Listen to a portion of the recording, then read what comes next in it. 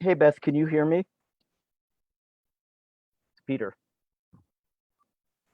Yes. Okay, great.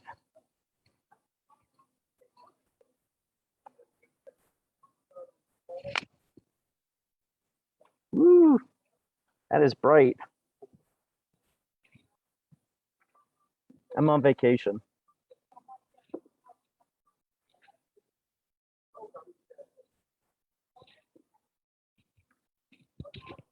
Hopefully not going to fry.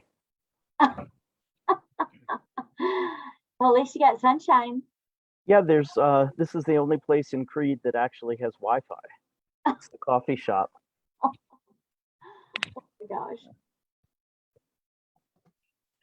Good morning.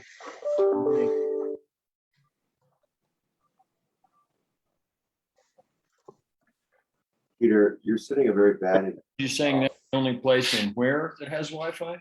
Creed. I'm at the coffee Creed. shop in Creed. I thought you said Greece, and I thought that's a pretty big country to only have one place with Wi-Fi. For just a few days, yeah. Peter, I'm not so sure I like the example you're setting here. I'm not so sure either. I tried to On get a better vacation location. at the meeting. So there's the only plug is right where I'm sitting as well. So that's why you have possibly beer behind me. I'm not even sure. But I'm So having a look, lot- it's Captain Graybeard. Yeah. Welcome home, Sean. We're glad to have you. So it is September 7th. It's 9:15. This is our regularly scheduled Board of County Commissioners meeting. Good morning, everyone. Morning. The first thing on the agenda is public comment. So if you are here to make a public comment, please click raise hand and we will bring you over and hear what you have to say.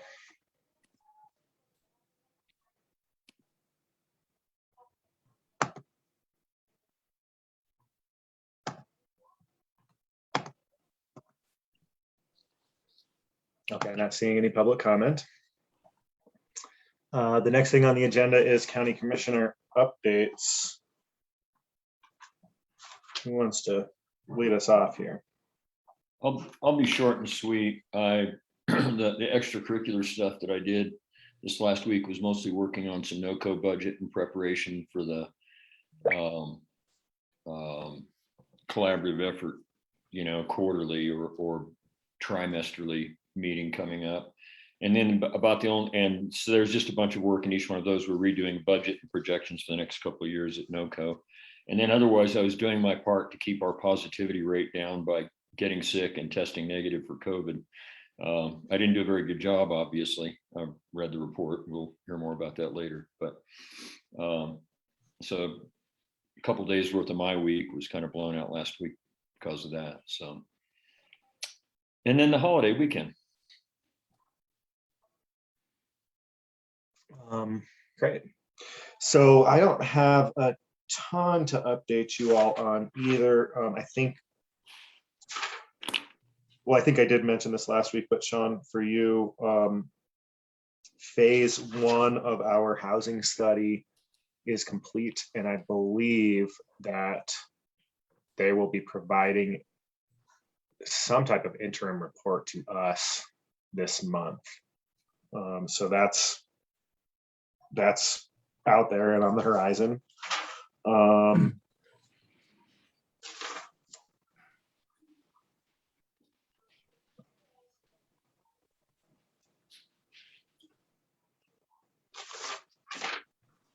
Sean, you probably have been caught up on the happenings of the last couple of weeks so that we don't have to jump into it. Maybe the only other thing that I will mention here is I was reflecting on our CSU, what were they calling that, the RAM tour, and thought that it would be nice to present some of the puzzles that we have as policymakers to them and see if we can get some, research assistance. I was thinking about things like updating the mass economics report that is very helpful, but based on 2015 data. It seems like something a grad student could grab and do. There's another handful of thoughts out there that Brian and Chris Kraus and I have been going around on. So I thought I'd update you guys about that. And we'll see. At first I had thought that we were just having a conversation about how to present them some puzzles next year.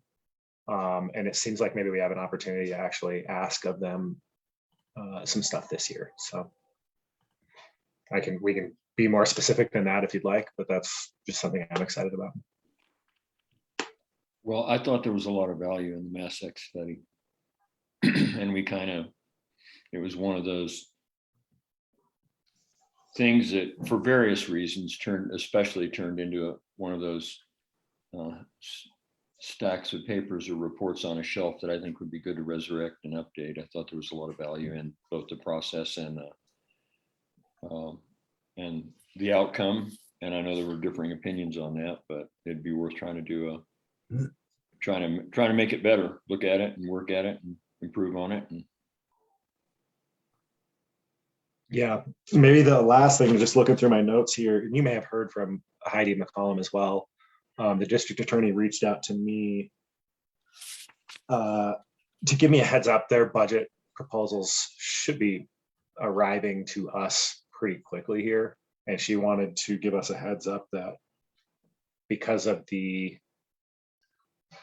I can't remember the bill number right now, because of the 48-hour bond bill, their budget is going to have an increase in it, or they're asking for an increase. So that's just a heads up for you. And we have received it. And that's all from me. I got something really quick. While I was out on the Colorado Trail, Jefferson County striped the gorgeous, beautiful new black pavement on Stagecoach from the Clear Creek County border to the Big R. And now the contrast between what they've done and what we have is extremely stark. And I've been hearing from neighbors asking if we're going, and they also, and the reason I'm mentioning this is I see you, Carl and Stoy, over there in the attendees. They did a little bit of narrowing for traffic calming as well. And so people are also wondering whether we were going to match that. But anyway, a lot of the middle lane is actually completely 100% worn off coming down from Stagecoach Pass, right where the county line is. So Carl, you probably heard about that too. Just wanted to let you know that I'm hearing about it in my neighborhood, that there's some concern about the lack of striping on the Clear Creek side now.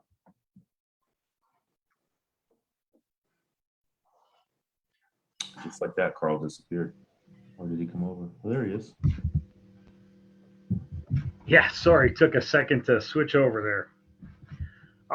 Yes, we are aware of that, Sean, and we just this past week put out 3 RFBs, 2 for striping and crack sealing this fall yet that we're hoping to do, and the East District is up for striping, and the plan is to match that and follow through. Hopefully within the month here, we should be able to get that striped.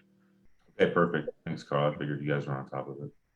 Yeah, and it'll just come down to see where the bids come in on that, and hopefully we get some.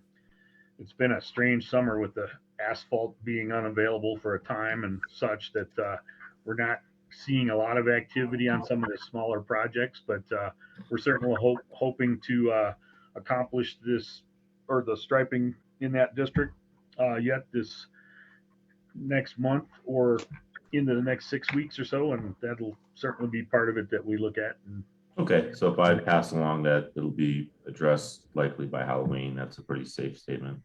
yes, All right, thanks, Carl. you bet. Glad to have you back. Thanks. Yep. That's all for me.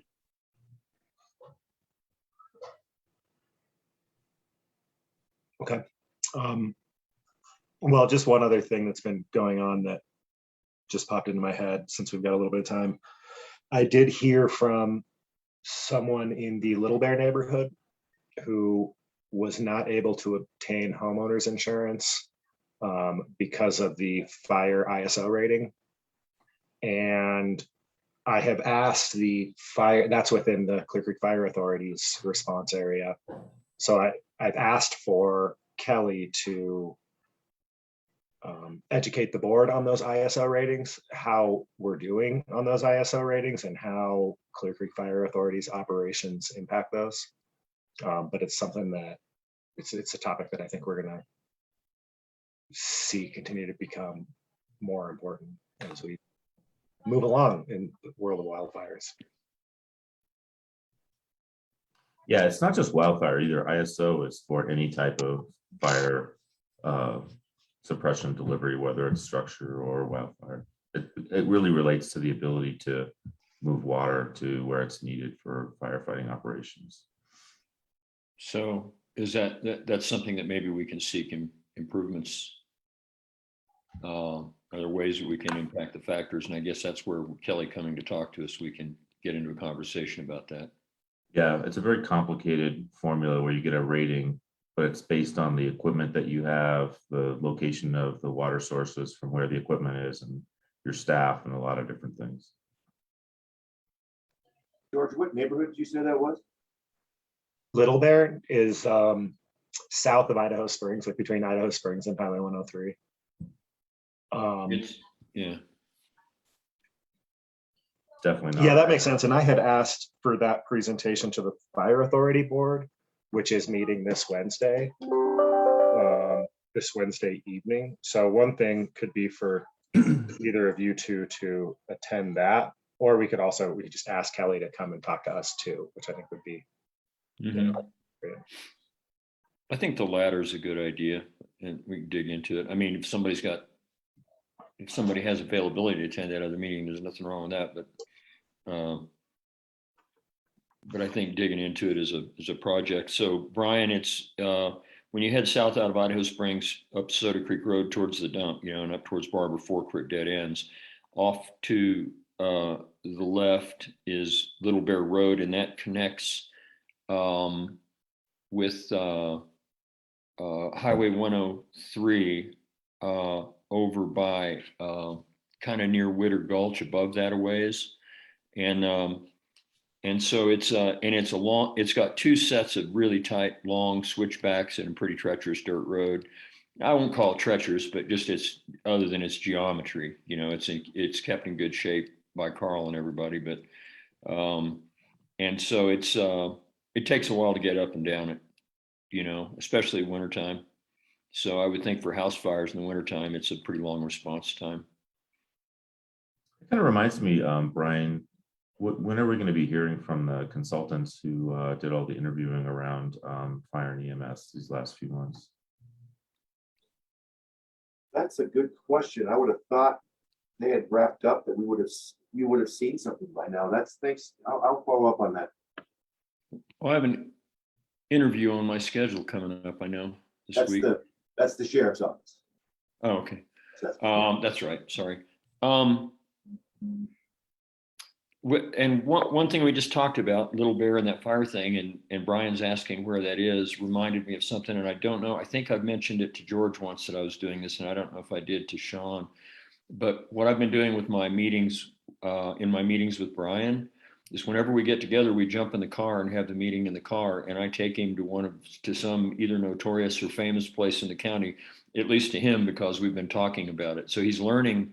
So each time we have our biweekly check-in, which he's having with you guys too, we spend it in the car and we visit someplace in the county. So he gets a tour of up to someplace where we're working on something that's a big deal, or we got a problem that's a big deal, and he can see what's going on in the area. And I would recommend, I mean, if you have time to do it, it's a great way to introduce him to, the subject matter of the work he's doing, the place.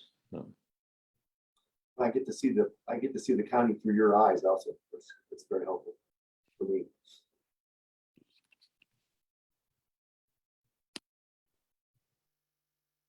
Great. Well, Brian, what do you have for us for county manager updates? Not a lot, but Sean just mentioned the studies that are going on. So the sheriff's consultant work KRW and Associates, they have wrapped up their work. I sent you all an email on Friday. I think Randy, we've got yours set up. George, I know I got your email this morning with respect to your time. So Sean, shoot me an email today with some times that might work for you this week. Then we'll set up a Zoom call for you to talk with them individually. They've got a whole host of recommendations that I know that they have briefed the sheriff on. So I think next step that is for the three of you to meet with them individually, and you can make a decision where you want to go from there. Being given the board with the client itself with respect to the consultant. So I guess stay tuned there with respect to what those recommendations are and where that might head. So the other item I wanted to talk about is our new building, the Collaborative Care Center. We continue to work the kinks out as we continue operations there now. You know, we had a complaint about garbage last week. We had to deal with, so continuing to work the kinks out. But one item of note is the name of the building itself. And I know that Rob has maybe mentioned this to you guys individually with respect to whether or not we want to rename the building. It's not too late, and we're reaching that point though, where we'll. So I guess it's a conversation for the board. Is that something you want to do?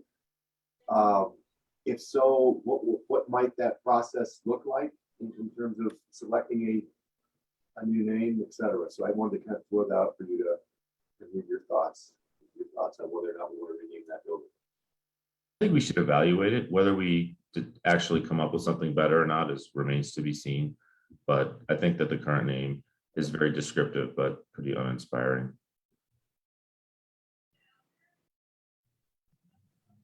Yeah, good for a conversation. I like the accuracy of the name, that it just both in terms of it describing what goes on at the building and also its mission, its general mission. So I'd like to share screen for just a minute. It'll just take 1 second, and this is an example of this is the top of Guanella Pass, just taking Brian around and showing him what the parking issues were and the trail up the mountain and the parking lots and stuff. Obviously, it's on a day when it's not too busy. So anyway, I meant to post that on our site. That's our fairly new county manager learning the terrain. Cool. I think on the name, I would embrace a process to explore a change. I think I agree with you, Sean and Randy, that while it is very descriptive, the term collaborative care might not mean that much to people outside of the healthcare industry. And so as far as what kind of process we want, Brian, I think we would probably want it to be expeditious. You said how much time do we have to make a decision about it? Not a lot. I mean, we're looking at sign packages right now. We've not pulled the trigger on anything yet, so we still have time. But we're at the point now where we need to make this decision if you want to make the change or not. So I guess it comes down to what kind of process we want to go through. I don't know if is that us bringing you some options to think about, or is it? I think it requires we could set it up for the next session or something like that, if we have that amount of time to have a discussion around it. When I think about the name, you're right, George, and to pick up on, it describes what our mission is. It describes all of that because we know what collaborative care is. We had to learn what collaborative care was, what it meant though, like a collaborative care, the Clear Creek Collaborative Care Clinic, or whatever we want, or center. And so, of the things that have been suggested in the last few to several months of what a name change could be, I'll say that, I weigh in with something that still sticks to the idea of healthcare, but maybe describes that mission in a way that's would be more universally and immediately understood. And it could be integrated healthcare center or something like that. I don't know what it would be. there were other talks about like naming it after the historic and recreational nature of the place and use it as marketing for the county. And I'd be less interested in that than in using it as marketing for our healthcare efforts and the facility itself and its function. But that's just my initial first blush, knee-jerk reaction to it without having had a conversation, which is why we probably ought to have one. But There's words like holistic that I think kind of embrace the idea of multidisciplinary a little bit better. And I'm not necessarily that we should use that word, but yeah, I mean, if we end up with collaborative care, so be it. But I think we should take a crack at finding something better. So then Brian, does it work for our timelines for us to be on the agenda on the 21st to make a decision? Yes. Okay. Beth, you think so? Yeah, I was gonna just show you, can I share screen for just a second? So you can kind of see, I don't know if you guys have seen this. Yeah, I don't believe they have. I've not shared it yet in our weeklies. Do you see the very scenic photo? Yep. Okay, so we would be looking at to see on this view, you have the Collaborative Care Center up at the peak, and then also Clear Creek County on the side. I just kind of want to show you the spaces we're talking about. This is what it would look like at night if we went with the name and the location. This is kind of just a blow up of the font and the size and everything. You can see Centura went here on the Minor Street side. did you go back to that last one? The creaky one. Yeah, the one that was making a little noise there. One back one slide. Yeah, Clear Creek County. Yeah, That's referring to my back, I presume. yeah, there you go. I didn't even notice that. And then this is what that looks like at night. And then this is their font and logo and everything. And this will be inside the building. This will actually go next to the elevator. It's just kind of a tenant directory. And then we're also working on a donor wall with this client, with this vendor as well. So I just wanted you to kind of see where the spaces are for us to fill in with a name, and if you want to leave Clear Creek County on there. So Is there any way to engage the public and their creativity to try and come up with some ideas? I mean, we wouldn't be giving any assurances that we were going to accept their ideas, but I know that they've done that with a few other things lately related to Mountain Youth Network. And I was thinking the same thing. I don't know that, we don't have time to put together like a robust process, but we could ask for suggestions on a social media post, or we could create a little page on Bang the Table and point people there. Yeah. Just more to get ideas than to maybe decide it, but yeah, probably. I'm going to try to be careful about how I say this, but I know that there's a perception that publicly offered healthcare isn't as good as privately offered healthcare in some cases, which might make an argument not for stamping the county's label on the side of it. And I don't think that's the case at all here. I mean, it's a public-private partnership and I'm all about it, but I don't know. It's just something that kind of a little bit comes to mind for me. Yeah, I have the reaction I have to that is, first of all, to agree with that perception exists. And then is part of what we were trying to do was change that perception to where no matter what kind of healthcare you're coming for, our public perception here in this county that, we're trying to provide the same quality to everyone, and to try to express that in a way that, so that there isn't a, oh, you're going to that floor reaction to the thing, that we embrace it. But I don't really know the answer to that question. I'm just tossing that thought out. Is it something to overcome, or is it something to surrender to,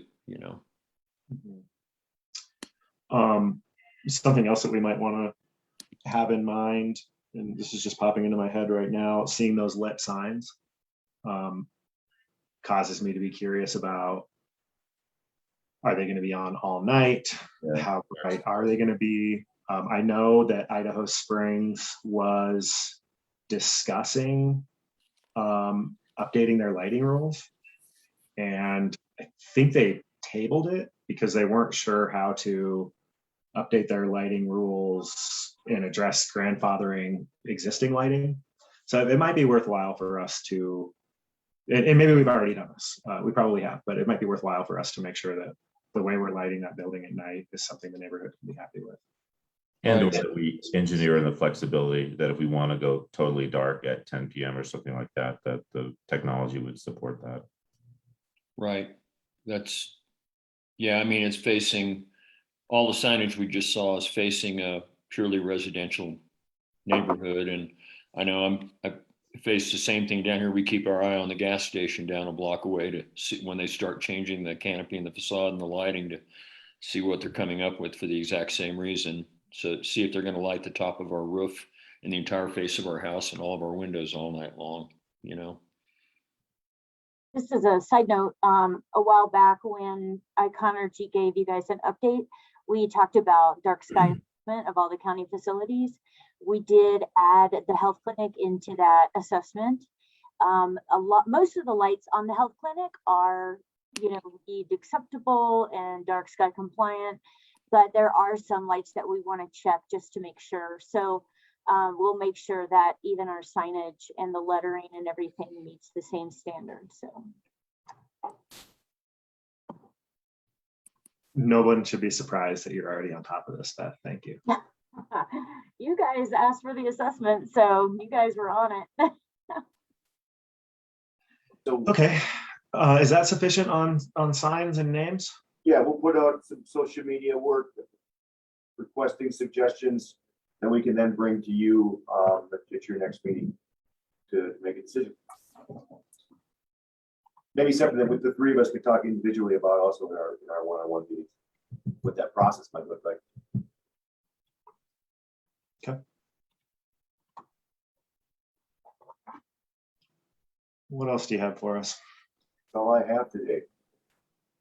Okay, so we have 20 minutes before our next agenda item. Do we think that we can squeeze this executive session in that time?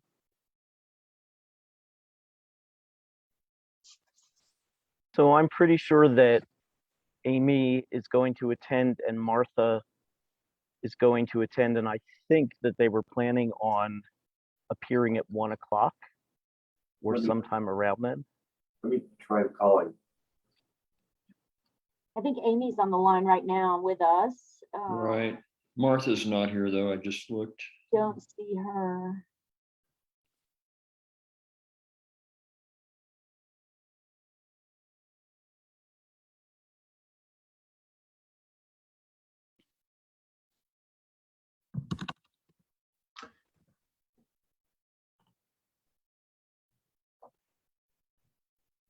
If they were planning on 1 o'clock, we might want to notify them it'll be closer to 1:30. I see that we have a 1 o'clock interview. Yeah.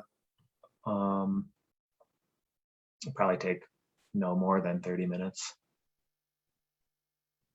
And I'm fine to just do it then, if that's when they're planning on showing up. I think so. We've only got about 17 minutes Yeah. left till 10 anyway at this point, and Martha's not here right now, so. Okay, then we are going to go on a break until 10 o'clock when we will take up the consideration of approval of renewal of hotel and restaurant liquor license, and then the consent agenda. See you all then.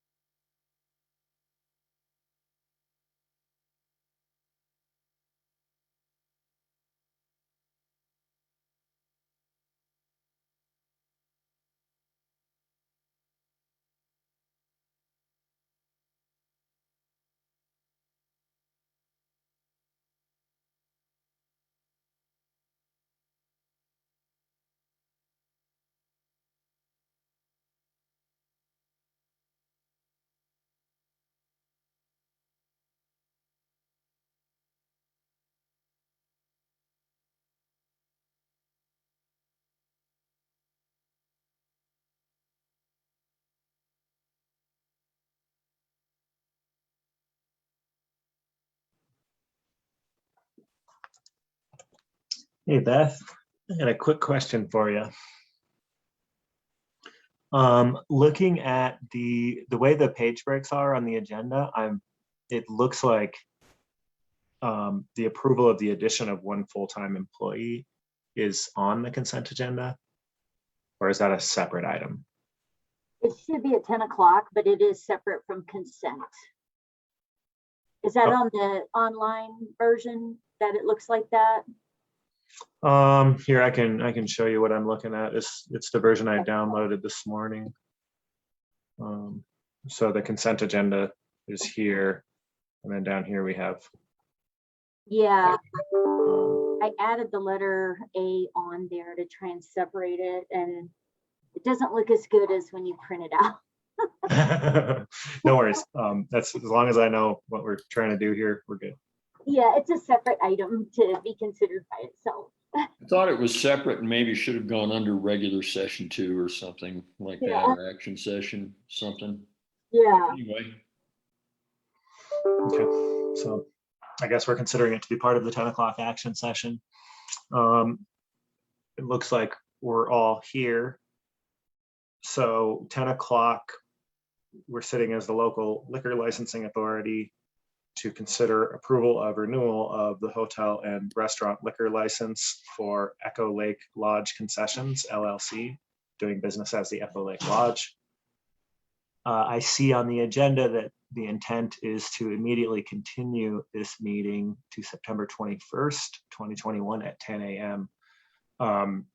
Does that take a motion, or did we just do that? We do need a motion from the board for that. Okay. I would welcome a motion to continue this meeting.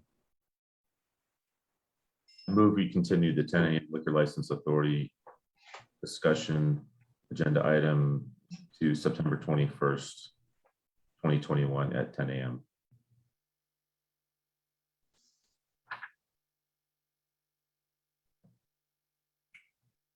mute. Second. I made the Okay. motion too, but Oh, well, we got a motion in a second. All in favor? Aye. aye. Thank you. Okay, and next consent agenda, before I read it, do we want to pull any items for further discussion? Yeah, I want to talk about number 2. And I noticed on the agenda, it looked like Brian's item somehow is listed under consent, but it's not a consent item. Correct. Yeah, we cleared that We one just up. talked about that. Oh, I'm sorry. I completely lost that. That's okay. Okay, well then I will go ahead and read the rest of it. Well, actually, I want to pull number 5 for some comment as well. So I'm going to read items 1, 3, and 4 here. Item number 1, the warrant register. Item number 3, consideration of approval of notice of final settlement with Miller Wall Company for Meadowview Drive retaining wall project. Item number 4, consideration of resolution number 21-69, approving expenditure of county funds by the Clear Creek Economic Development Corporation. Okay, I would make a motion to approve the consent agenda of items number 1, 3, and 4. Item number 1, and you froze, George, for just a second when you described it as consideration of approval of the warrant register. Oh, thank you. Second. All in favor? Aye. Aye. Let's talk about item number 2, the resolution extending the local emergency declaration. Yeah, Mike, I know that there's no federal emergency, there's no longer a state emergency. I'm just wondering why we're extending this, what the reason is. And maybe it's a question for Peter. Peter, yeah, I think so. Maybe you can give Sure. Sean a readout from our work session on this. Yes, we had a work session, I think it was 2 weeks ago, possibly 3 weeks ago, and we discussed it among the board that was present. And the discussion was that based on my discussions with Suzanne Bocha, as well as my understanding of currently whatever federal emergencies still remain in place, that just to access our FEMA PA, our FEMA public assistance, that keeping the emergency declaration in place prevents the possibility that FEMA will turn us down for those dollars. There's a mixed view between counties as to whether they're continuing them or not. We are continuing to submit dollars to FEMA for reimbursement of specific items, and many of these other counties are already done with their reimbursement process. We still have a significant amount that we have till the end of the year. So what's the, that makes sense. What's the outlook in terms of when we can, in my opinion, stop pretending we're having an emergency just for technical reasons? So my initial thought is that by the end of the year, the thing is what we don't know is if there is going to be a surge due to the Delta variant or some other variant, whether indeed we may run into a situation where we may have to reverse some of the gains that we've made in terms of opening back up.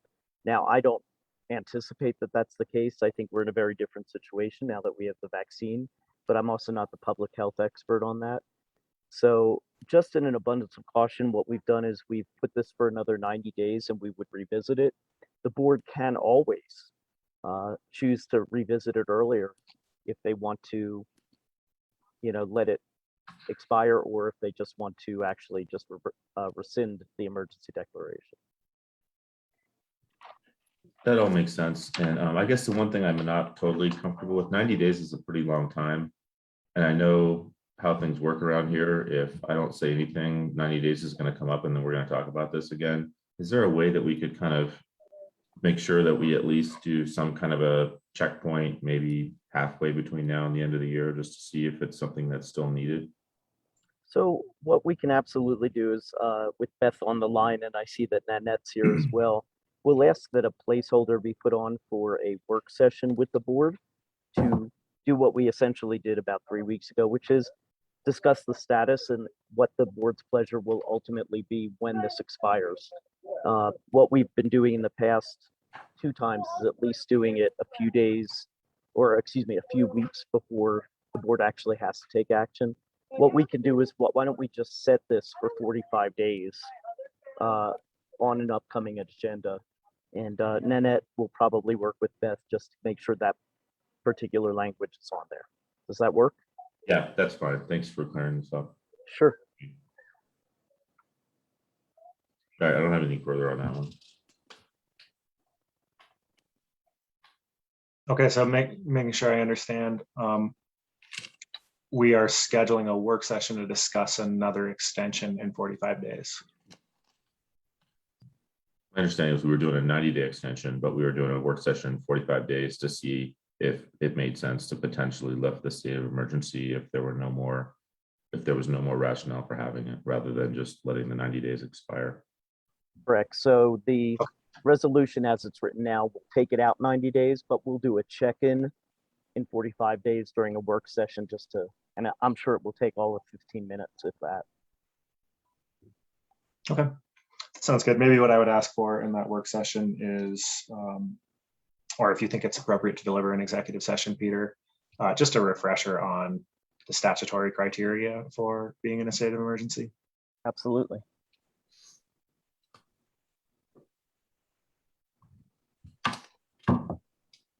And I know, maybe I'll just note that a lot of counties are acting differently around FEMA and what they're choosing to submit to FEMA for reimbursement. I know that we are choosing to ask for more than some other counties. And I think that's appropriate. And that might be part of what's driving this. Yeah, I like the fact that we're being aggressive and, getting our fair share, whatever our maximum amount is of the federal monies associated with this. Like I said, I don't like the fact that we're having to say that we're in an emergency. It's kind of like watering down the concept of what an emergency truly is, but I guess I'll just leave it at that. Okay, anything else on that, or do I have a motion? I move that we approve resolution 21-70, resolution extending the COVID-19 local disaster emergency for 90 days with a review at 45. Second. All in favor? Aye. Okay, and then I asked for us to discuss the meeting schedule resolution. I just want to point out that this schedule has us meeting once in November and once in December. And I'm wondering if we want to try to find time on our schedule to meet twice in November and possibly twice in December. I think we should. For me. I guess to what degree are we bound by these resolutions? I think the answer is we're not, but So the prior resolution, the one that was previously adopted last January, indicated that you would be meeting on the first and third Tuesday, as well as the fourth Tuesday of every month for a work session. In reality, and I believe that in certain ways that was just parroting what may have been the year before in terms of the twice a month.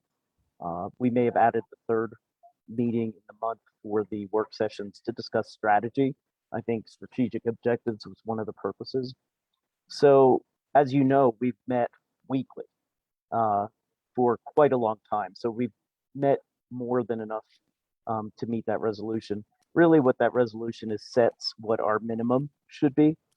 So typically speaking, if we set it for twice a month, even if it's not the first and third, if we have to modify that and do 2 meetings in a row, but skip the last 2 meetings of the month, then that's fine as well. You're still meeting the spirit of it. It would be good probably at some point to discuss just board procedures as to whether or not we want to reduce the obligation and then just internally have a policy of when we're going to meet, but set the minimum lower so that you're never in violation of your own resolution. Mhm. That makes But sense. yeah, and it is understandable if there's going to be a holiday that we would reschedule. And I think this board last week had started this process of doing the first and third Tuesdays, but then ended up having at least one special meeting within a week. So we've already done more than we probably, according to that resolution, would have done. Okay, thank you for explaining that. So with the observation that we'll probably be scheduling another meeting in November, possibly in December as well, I'm fine with this resolution. And I would welcome a motion. I move we approve resolution 21-72, a resolution amending resolution 21-08, designating a new schedule for the county commissioners meeting for rest of the meetings for 2021. second. All in favor? Aye. Okay, motion passes. That concludes the consent agenda. Next on the agenda for this action session is consideration of approval of addition of 1 full-time employee, a senior accountant. Brian? Actually, Brian, before you tell us what you're going to tell us, I'm curious why this is on the agenda. I know that people come and go and get hired and new positions get created and removed as a matter of course, and it doesn't come before this board. So Right. I'm assuming there must be something special about this. I had the same curiosity. I'm going to let Peter help me with this answer, but the position of senior accountant is not in the budget. It was not funded in the current fiscal year. Oh, So we had an accountant position. When that individual vacated that role, we chose, for whatever reason at the time, not to refill it. During last year's budget process, that FTE, that was that senior accountant, was split in half. And is still sitting over in that same building, but it's in a different role doing a different job. It's an administrative assistant role. So once they did that, there's no longer any funding in the budget. The FTE no longer exists. I don't have the authority to create FTEs. I need your approval to do that. So that's why this is on the agenda. Okay, thanks. So as you know, we budgeted it. Right. Yeah. Okay. So as you know, we've experienced some turnover this year in our finance area. We are actually just kicking off this week a finance director recruitment. We're bringing a consultant on board that's going to help us with that search. Who will be here this week on site and meet the leadership team, start helping us develop a job profile for the director role as we go out for that recruitment. But the item on today's agenda is the request again for a 1.0 senior accountant position. Again, a role that the county has filled previously. But when we chose not to refill that role, we did end up with a little bit of a backlog in our accounting. Finance department is responsible for the general accounting of the organization. And that wasn't getting done when we didn't have this position filled. I was able to bring back the individual who previously filled the role of senior accountant, Lisa Scavelli, who graciously agreed to come back and help get us back on track. And she has done that. But in so doing has just highlighted the importance of this role, the importance of the accounting function, and why it's necessary, and why we're asking today and recommending that we add this back to the budget. We add it back into our FTE comments. We need this. We need this position. We need this role. It's vital for the organization. And that became very clear when it was vacant over the last six months. So again, we're coming to you with a recommendation to refill this position. And the only reason that it's being discussed now as opposed to the normal budget process is because of the need. So realistically, every department should know when it submits its budget each year, how many FTEs it needs or would like to have. Then it's discussed during the budget process. And then ultimately it's the board's decision how many to approve, whether to approve the budget with creation of a new FTE or, splitting of an FTE, however it is. So even though the county manager does the organizational aspect of it and makes his recommendation, the board is the one that really has the authority because the board has the budget authority. So that's why realistically these type of things should come to you. And so Brian and I are in agreement that it needs to be more transparent because it may not have always been brought to you when these things have been added. So it's a good thing to have for you. Well, without the funding option, without the funding piece necessitating you're bringing this before us, let me say that when we do start, I do appreciate being given a heads up and just being in the conversation. So thanks for bringing it before us. Yeah. And then with regard to this particular piece, and I have acted as a contractor to the county before, and on a few occasions, and I found having that position, somebody that could take on that kind of responsibility, to be exceptionally helpful for the people that are working with the finance department on a daily basis, because of the high level at which the finance director tends to find themselves embroiled in other conversations with people like us, the county commissioners.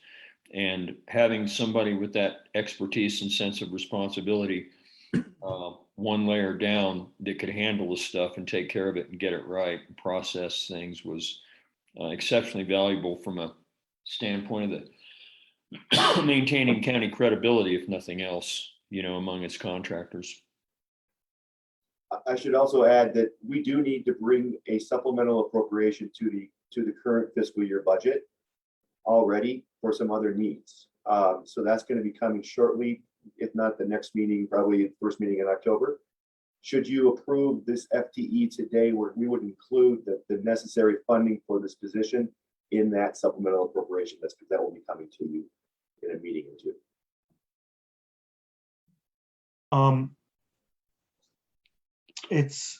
I intend to support the creation of this position. We say we need it.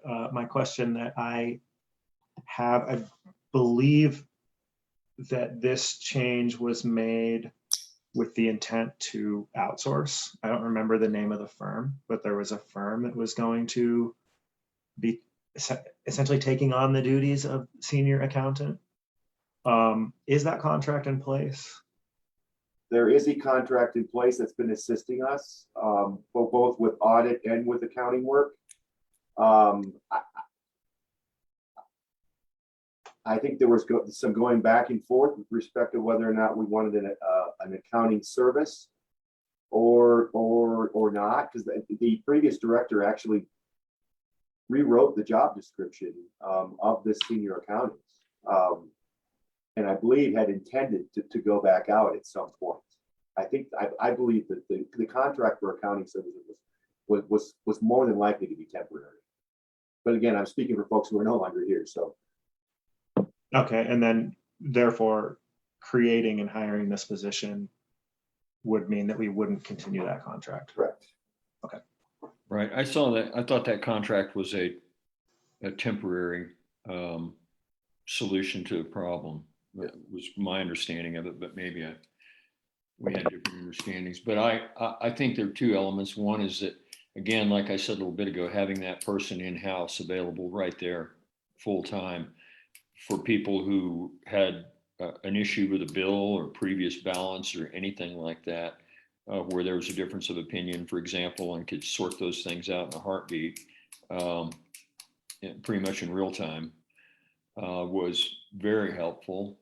And then I think that, you know, we're one of the higher quality employers in the county for those meaning of good quality jobs, you know, for people who are, for those services which we provide best. And if it's a service that we have to contract or a service that we have to put under our belt, either one of those is, you know, it's a good quality job, and it's obviously a service we're providing, you know, so I support it. Any other discussion? I support it too. Yes, you can choose how you want to answer this, but I know that there's a lot of backlog in that department. Are we starting to claw our way through that yet? Yes, definitely. Good. Yes. And if I could just ask for a motion from the board, we don't need a resolution or anything like that, but just a motion from the board that they approve this FTE. Yes, I'd like to make a motion to approve the addition of one full-time employee, i.e. a senior accountant in the finance department. Second. Okay, all in favor? Right. All right. Next thing on our agenda is I need to go back to printing these out so I can see them quickly. 10:30 public and environmental health biannual update at 10:30. So we will get that started in 8 minutes.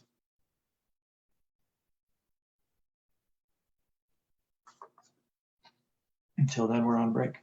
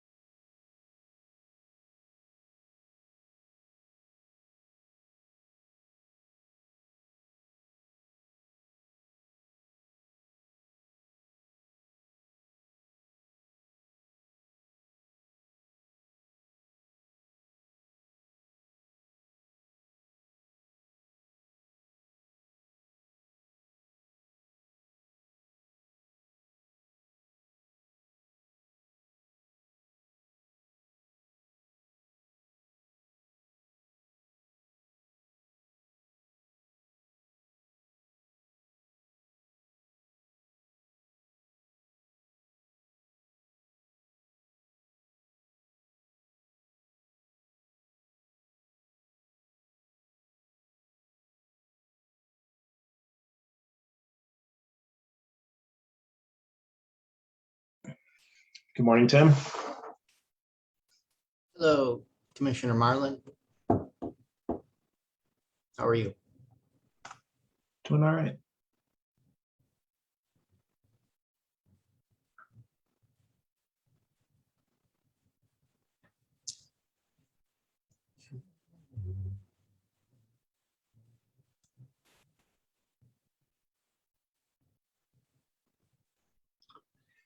Okay, so it's 10:30. This is next on the agenda is the Public and Environmental Health Biannual Update with Dr. Tim Ryan. Tim, what do you have for us? Thanks, George. Can you see the screen, the slide deck? I can. Yes. It's not in presentation mode, but I can see it. Okay. Voila. So it just seems like a few months ago that we had this the same call, but it's twice a year.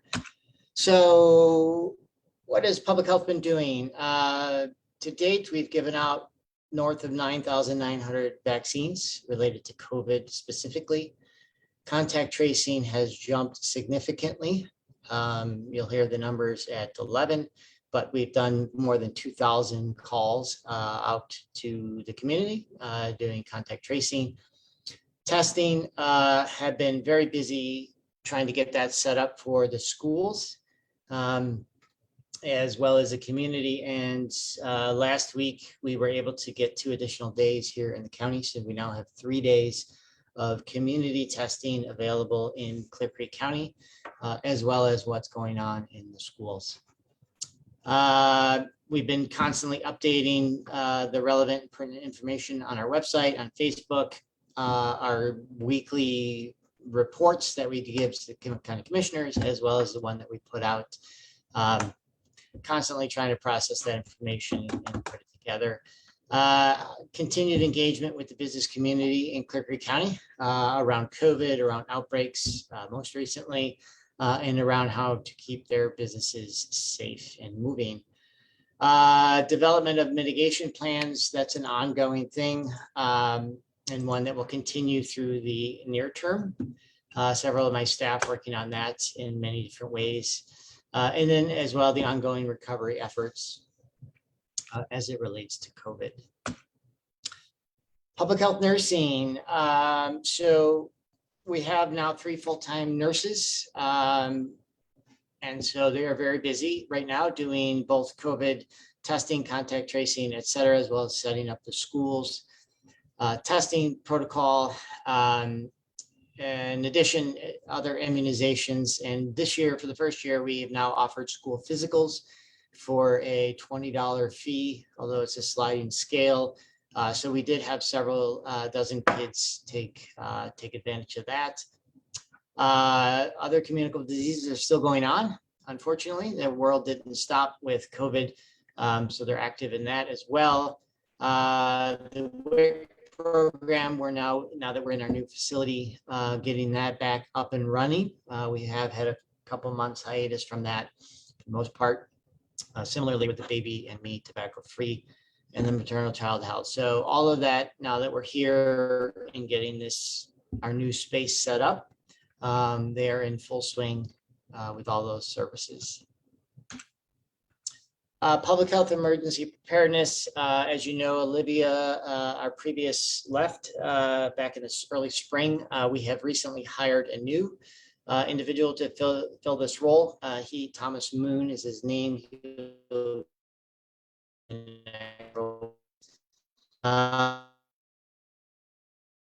County mitigation plans, city readiness initiative, all of these things, basically just getting him up and going.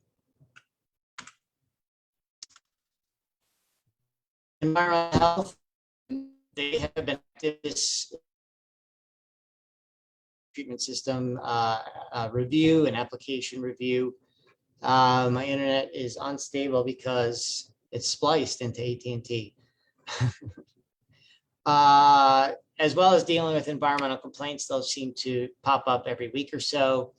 Any water quality or air quality issues. The air quality myself and Gary are active participants in several air quality things that are going on in this county.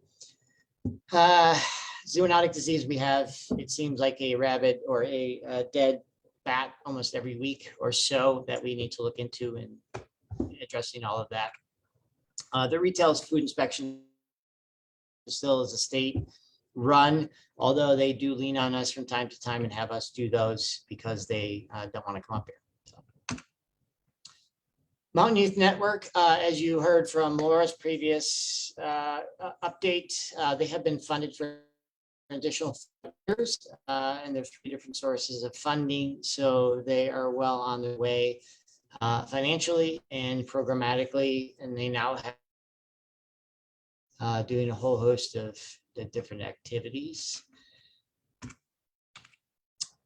That's all I have. Plenty of time for questions. Dr. Ryan, I'm curious to hear what's happening with our air quality monitoring. I know we had put up some monitors and seen some results, and I think CDPHE was going to install regulatory grade monitors. So do you have any update on whether those have been installed and what kind of readings we're getting? Yeah, so quick update. We have 3 monitors that, sorry, my internet is unstable enough for video. The 3 monitors, one of them has been moved from what was the, or what is City Hall to the top of the new building. It was determined that was a much better location. And as far as additional monitors, I do not believe any additional have been put in to date. I know we're in the process of moving that forward and getting those in from CDPHE and from CDOT as well. So those have not been put in place yet. Those 3 monitors that we do have in place, they needed to be fixed, for lack of a better term. So we just got those back in the last month or 2 and are now getting readings from those. So the data from it isn't yet interpretable, given that we just put them back where they needed to be and are now collecting that data. So a few months down the road, we'll be able to discern what we're seeing and what the data means. Okay, thank you.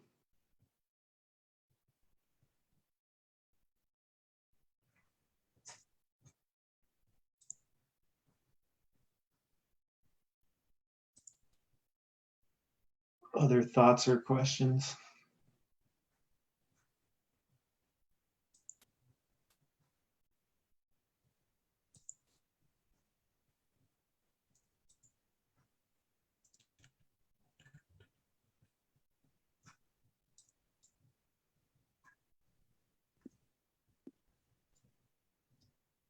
I am muted, but I don't really have another one.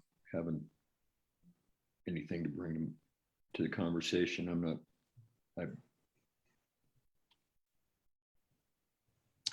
So the previous budget discussion you had a few minutes ago, we are still trying to get into that black box and understand our budget on the level that we would like to. So that is something that we're actively working on as well. My day-to-day is filled with lots of meetings and lots of discussions with folks, not only around our community, but more broadly in the state. And working actively with CalFO to fill the void that has been left in many different areas around school guidance, as an example, and putting together a significant document around school guidance, primarily because we haven't had one from CDPHE. So CalFO has had to step in, myself and several directors from around the state, putting that document together. In collaboration with a few folks from CDPHE, but the official CDPHE has not been a part of that conversation collectively. So, and we thought it was important because we're now in school for several weeks and there's no official guidance from CDPHE. So working on those sorts of things as well.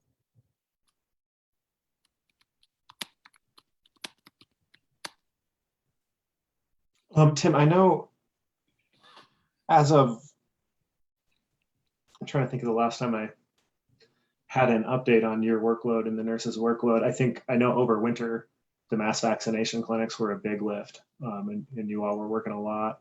I'm curious, this summer, has your staff been able to find time to take paid time off and recover a little bit, or are you still, have you continued the pace that your team has been at since March of 2020? There was a little bit of a slowdown. So yeah, each of my staff has been able to take some time off. But the last 3 weeks, that has significantly changed, as you'll hear in the next half an hour. We are more busy with COVID today than we have ever been at any point during this entire pandemic.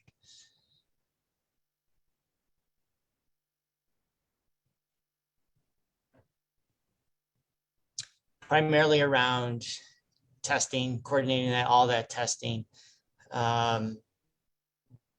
The 50 plus active cases we currently have in the county, and counting all of those. That stop doing is and are continuing with that. And now we're in the process of planning how do we give out the booster shots that are going to be coming here in the next several weeks. And what is that going to look like in terms of dissemination of those, where we're gonna carry that out, and how best to understand what numbers are going to be coming towards us week after week after week in terms of individuals who would like to get that third vaccine. So still in the process of trying to figure that out.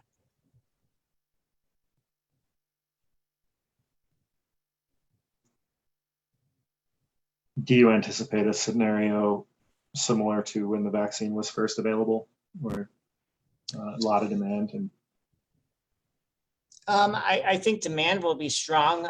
I don't think we're going to see what we saw initially, primarily because of just the vast availability of vaccine around the states that wasn't there a year ago or 8 months ago. So hopefully that will help a lot. I think what we're going to be doing is the vast majority of the vaccines we do give out are going to be Clear Creek County residents.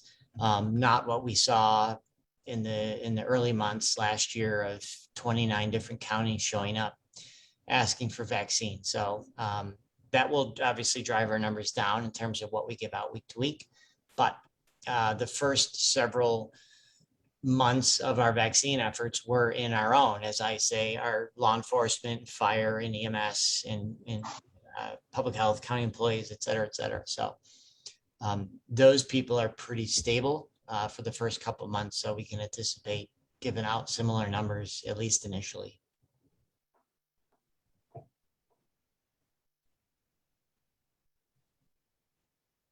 okay, thank you. In the absence of other questions, Dr. Ryan, we may be able to end this biannual update, and maybe that gives you an opportunity to get somewhere where you have better internet. But I don't know.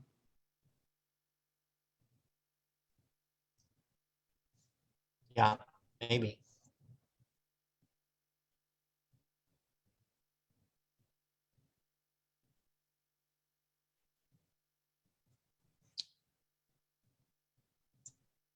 I've shut everything else off.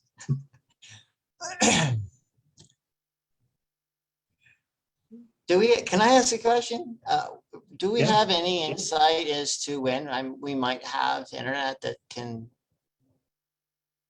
I think Post Beth's probably got the best handle on that one right now. I know we've had a lot of emails going back and forth with Bonfire, Northwest Cog, Thor, and CDOT flying back and forth about, there was a little finger pointing going on about 2 to 3 weeks ago. And so we kind of got down to the bottom of, we needed some answers. And, basically what's going on is I have to coordinate about 2 or 3 people to be there at one time at the box and finish getting the permit. Bonfire, who is Thor's or Northwest Cog's I know I said Beth was going to say this, but I'll fill in what I know first, was Northwest Cog's contractor to perform their work, submitted a plan. CDOT, it has to go through 2 or 3 CDOT departments to get the plan approved. And they were kind of late getting their plan in to begin with. And then there were some connection details for conduit crossing the bridge across Soda Creek that CDOT didn't like and asked them to revise their engineering plans. And I think Bonfire let that one drop for about 2 weeks and didn't get that revised plan in. And the last I heard, there was a kind of a flurry because I'd let them know that we weren't really interested in either blaming or excuses, just wanted everybody to pull together, figure out where the holdup was and get the job done. And it appears it was Bonfire and Northwest Cog's side that hadn't performed and gotten the revised plans back in. And CDOT did have several people who came in and said they were standing ready and would expedite the permit so the work could get done. And also have the people on site, because there are 2 different entities that have to be there at the same time inside the box. And the real catch is that the contractor for CDOT, Graham Construction, still held the contract, and therefore couldn't let anybody inside the box or it would void the warranty because the work wasn't complete yet. They were still going through a fire test on all of their fiber. And so they were trying to complete that test until that was done and the contractor was signed off as work complete if they let anybody inside the box. So it was a whole cluster between several departments at CDOT, Northwest Cog, and several contractors. And I think it's the last I saw late last week was that everybody was on board and Bonfire was notified, and the folks at Northwest Cog were calling them and rattling some cages to make sure that CDOT had what they needed to process the permit. Now, in terms of the answer of the timeline, it sounded like I think they were talking about being able to make connection by, probably between now and the next week from now is what I thought. But Beth, can you inform that any better? That was everything. The key dates are tomorrow and Thursday. So if we can get the CDOT people there at the same time as Bonfire and Northwest Cog, then it will happen. We just have to hope that they both get there at the same time. So, and I am pushing for that as much as I can. So thank you. And I'm sorry, Tim, I want it to be better for you guys. I think what we ran into was this dropped through the cracks because it wasn't part of our owner rep construction manager's contract, apparently. It was not part of the finishing of the clinic that fell within their duty to organize and make sure was happening or pay attention to. Right. And it just came to my attention about 2 weeks ago when some people started yelling and said, "What's going on? Why can't we get in here?" Beth actually drew me in. So I started talking to CDOT and digging and getting people talking to each other to get to the bottom of the problem because no one was moving. Yeah. That's exactly right. So we're trying, Tim. I'm pushing every envelope that I can to try and get good service for you guys. No, I appreciate that, Beth. And we're making do. Our phones go in and out though. I know. Literally. I know. I'm so sorry. It's all good.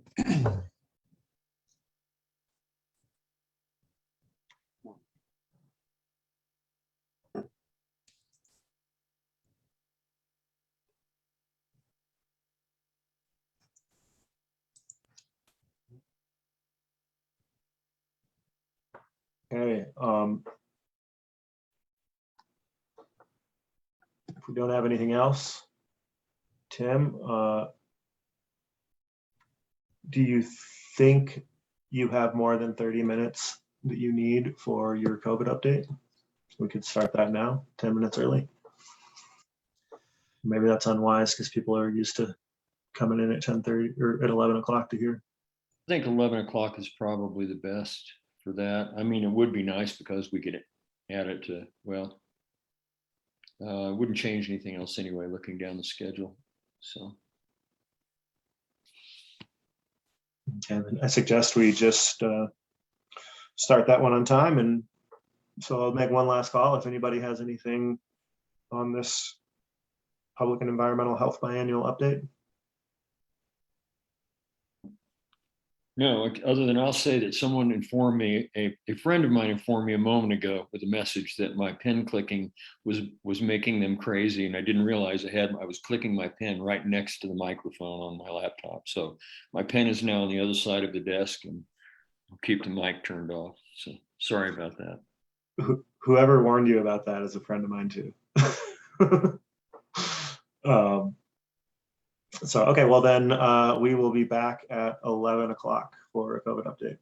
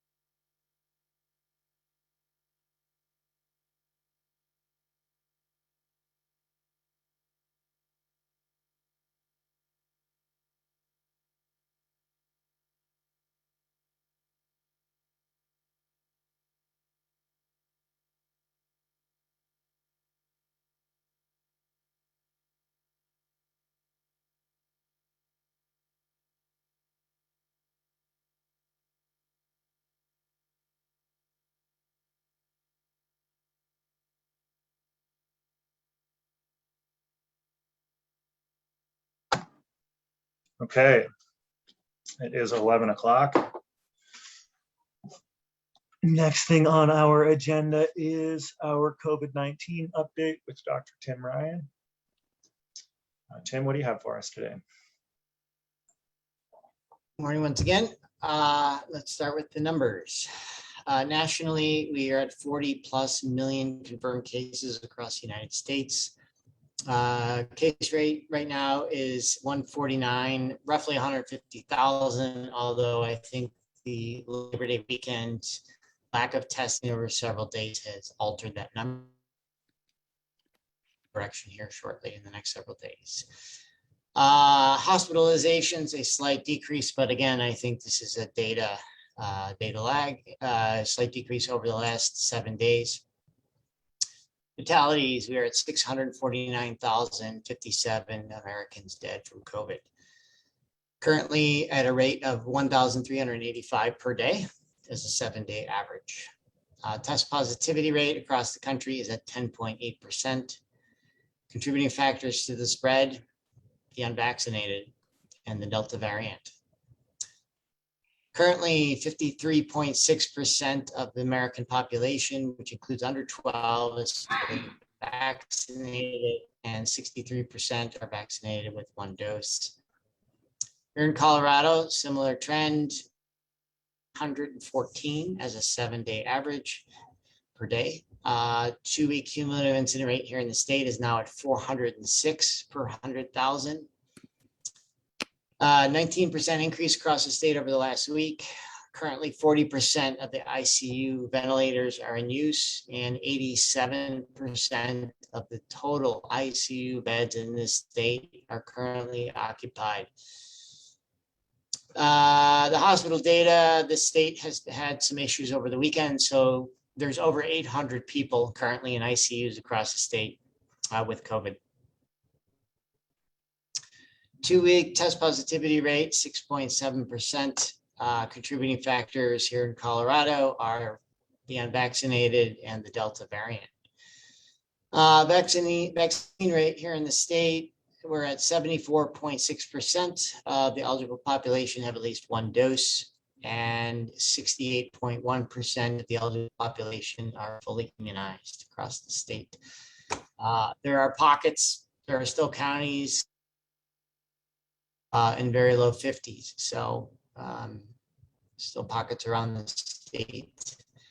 Here in Clear Creek County, we have as many active cases today as we have ever had in the entire pandemic. Over the last 7 days alone, we've had 40+ cases. There's a backlog on Cedars, so that number is actually going to go up. In the last 2 weeks, we've had 74 cases here in Clear Creek County for a sum total of 620 to date. Hospitalizations are at 29, fatalities at 4. Our 2-week cumulative incident rate in this county is as high as it's ever been at 759 per 100,000. Our 2-week test positivity rate is 14.5%. And last week they tested as many people as they had spots for, and they tested in excess of 100 people. As I stated, this week, COVID check will not in Idaho Springs and 1 in Georgetown. That is Tim, it. yeah, your audio has been pretty good all right up until you provided that update about COVID check this week. Yeah, I'll turn off my video. Maybe that will improve my audio. Some people say I sound better than I look, but I don't know. Anyway, COVID check, last week they tested in excess of 100 individuals here in Clear Creek County alone. We have subsequently been able to add 2 additional days with COVID check, 1 additional day in Idaho Springs and 1 day in Georgetown. So there are now 3 days a week where COVID testing free is available in Idaho Springs and Georgetown. Appointments are necessary, so please go online and book yourself an appointment. The reason they did that and the rationale was because last week they were inundated with the number of people who showed up and they didn't have enough slots to actually accommodate them. So they wanted to switch to the appointment necessary. All of that information is up on our website and Facebook page and everywhere else we post information. What is driving our numbers in Clear Creek County? The unvaccinated and the Delta variant and lack of mask wearing in certain places. Our testing update I just gave you, vaccine update. We are at 66.3% of our eligible population has received at least one dose, and 61.7% of our Clear Creek population is fully immunized to date. Any questions?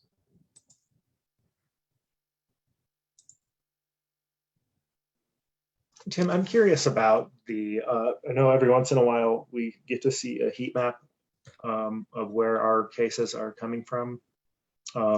Do you have any high-level observations about the locations of our cases, or whether they're associated with our schools or some other event or activity that's taking place in Clear Creek? We have 25 plus cases linked to a single school. Yes. I haven't looked at the heat map other than that in terms of the cases over the last several weeks, but I do know, in fact, many of them are linked to a single school. I was just doing the math and realizing we've been into this for about 75 to 80 weeks now. And I was looking at 40 in the last 7 days and multiplied it out times the number of weeks we've been going through the COVID thing. And if we had averaged what we're having right now in the last week, we'd have had 3,000 cases, not 620. So we're running at about, this last week, we ran at about 5 times what our average has been since this thing began. It's just it's an anecdotal piece of data and therefore potentially trivial, but it just kind of jumped out at me that the trend of the last few weeks has been significantly higher than I think anything we've seen locally since it began. Is there some week we've done that in the past? I don't know, Randy. I haven't gone back and looked. Just trying to deal with what we have going on right now. Yeah. To answer George's question earlier, the nurses have been working full time all weekend long, trying to deal with the onslaught of cases and reaching out, contact tracing. So, and trying to contain the outbreaks so they don't spread further to other schools or to other businesses, to the broader community. So, yeah, we can argue all day whether it's an emergency or not, but our numbers suggest that something isn't going right.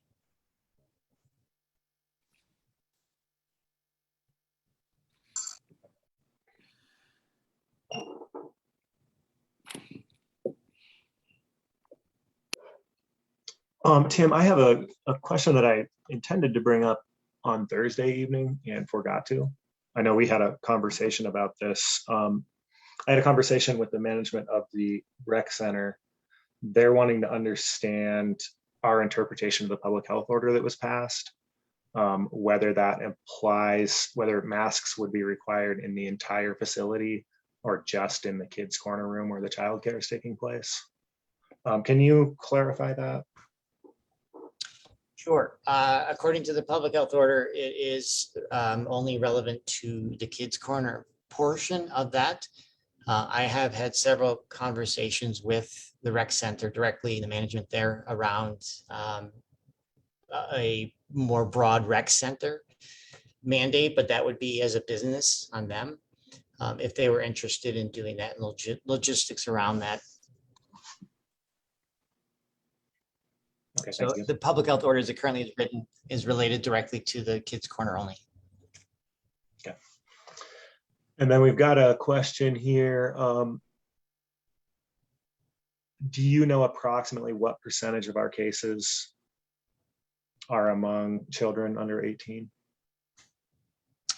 I don't off the top of my head, primarily because I have not had a moment yet this morning to touch base with the nurses and the cases that they've dealt with over the weekend. So I don't want to put out a number and then be told I was incorrect. So when I get a number, I will reach back out to Corinne and get that number to you, Corinne.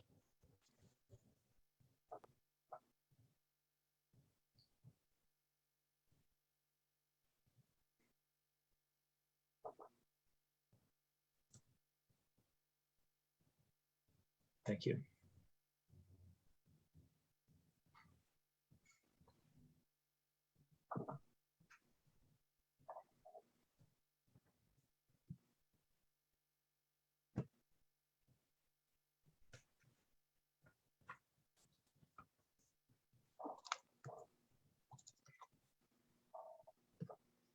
Well, I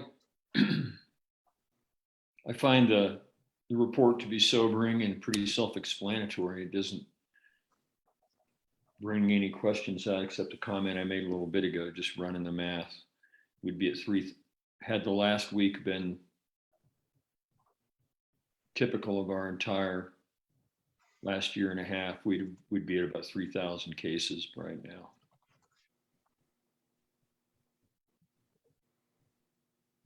Accumulative, of course.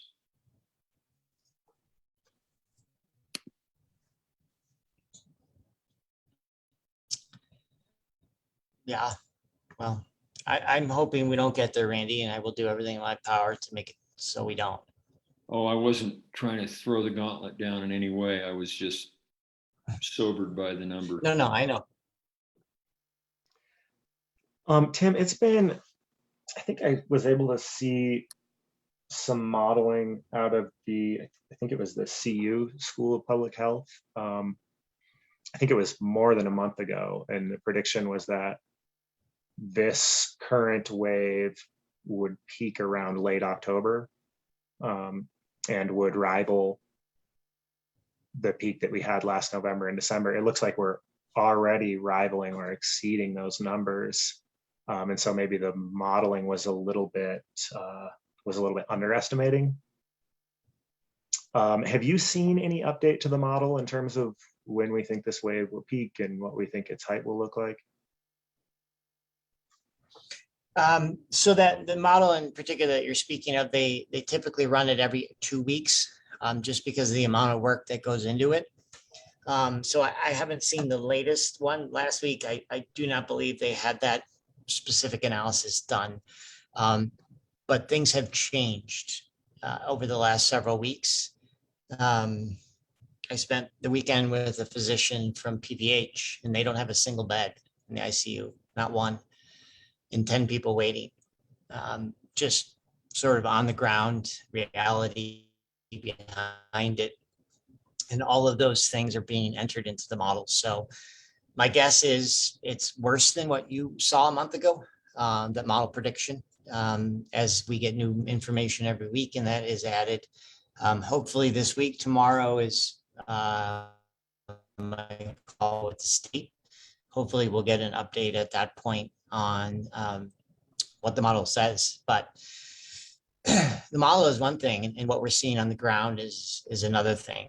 The model predicts what the future holds, and reality is what we see today. And from my perspective, things are not looking very good. I'll leave it at that. I think that the data speaks for itself. I don't want to be accused of anything.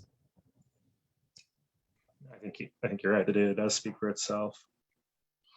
And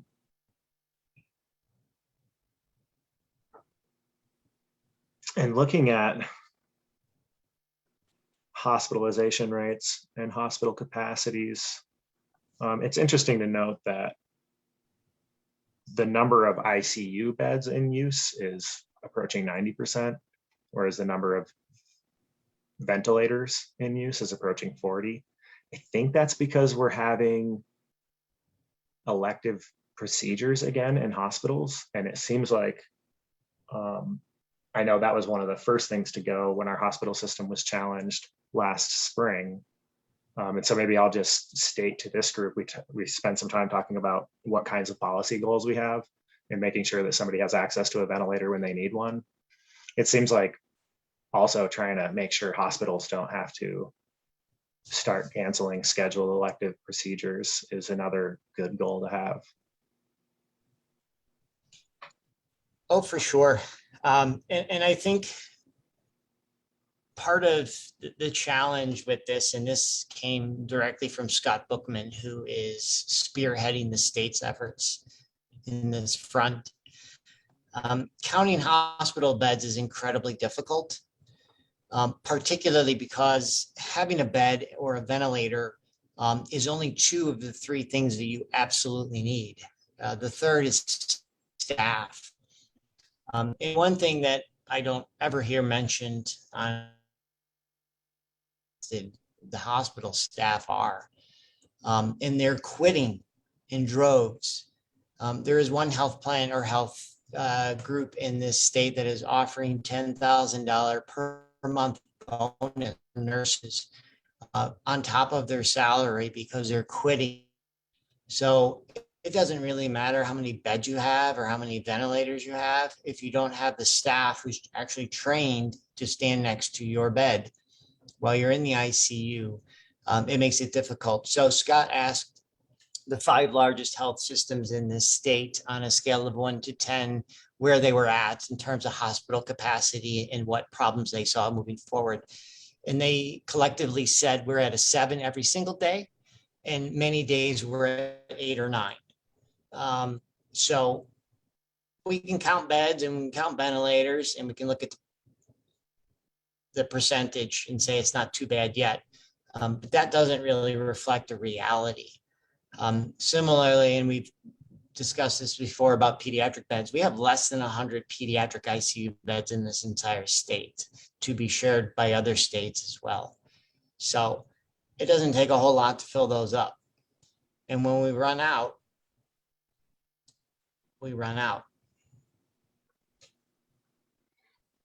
I went into a local restaurant a few weeks ago on a Friday evening, and I asked how long it would take to sit down and get something to eat. And they said about an hour. And I looked around that restaurant. It was a pretty large one, a fairly popular one in Clear Creek County. And about a fourth of the tables were full. The place was 3/4 empty. And the person looked at me and said that they were the only waitress, and they were also the host, the hostess for the evening. And and looked kind of sad. So I did him a favor and left. And I think I may have mentioned this before in a previous meeting, but you just mentioned capacity in hospitals, and there's a number of beds and there's a number of ventilators. And like you said, there's a number of people who are qualified to do that work that are available. And I'm actually thinking about some healthcare providers I know that have expressed great frustration to me personally, socially, in the last few weeks about telling people they need to get tested, telling people they need to get vaccinated as their healthcare provider, and having the people get angry with them and becoming frustrated with doing that work. And then also from a couple of people who are working in hospitals right now that are frustrated with having the same kind of debates with people who are in very, very serious condition in the hospital from COVID, and still arguing with them about it. And and how, they feel like getting a job somewhere else to get away from it.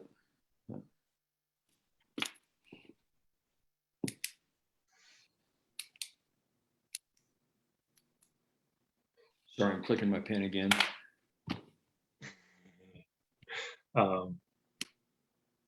That last comment caused me to do it, thinking about that.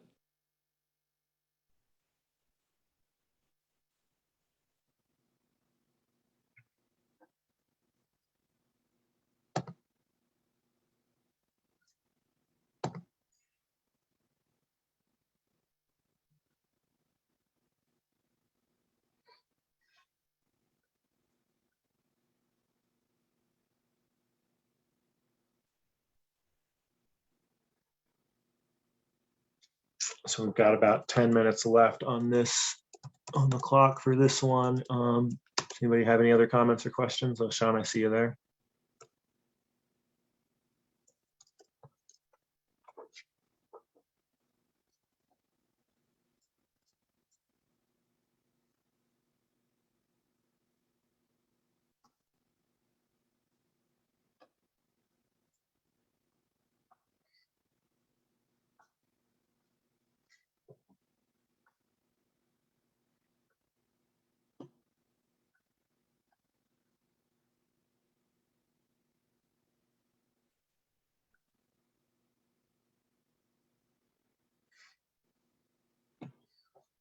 Okay, well, not seeing any. Dr. Ryan, thank you for your time and for this update.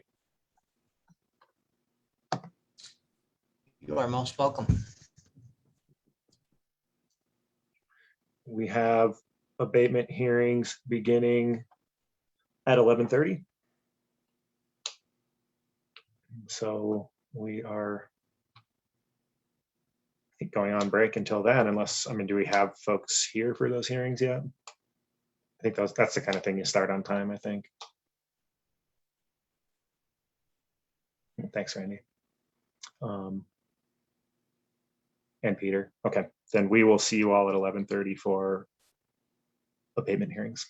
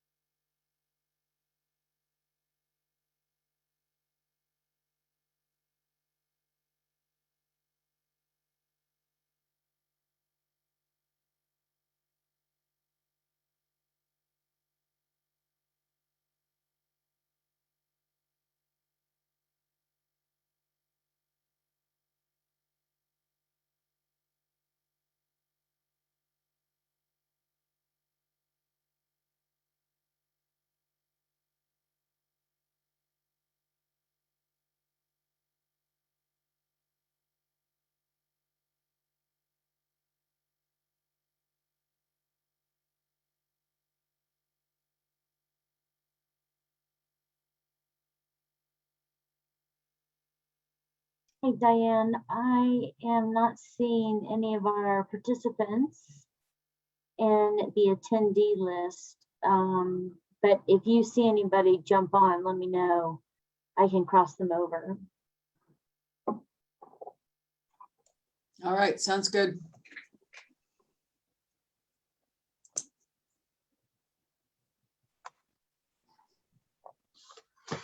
Good afternoon, Diane.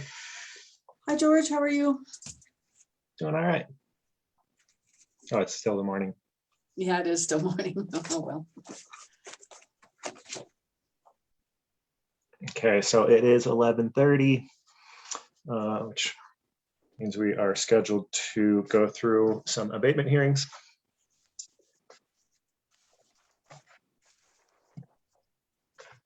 And I assume we're going to go in the order that's in the agenda.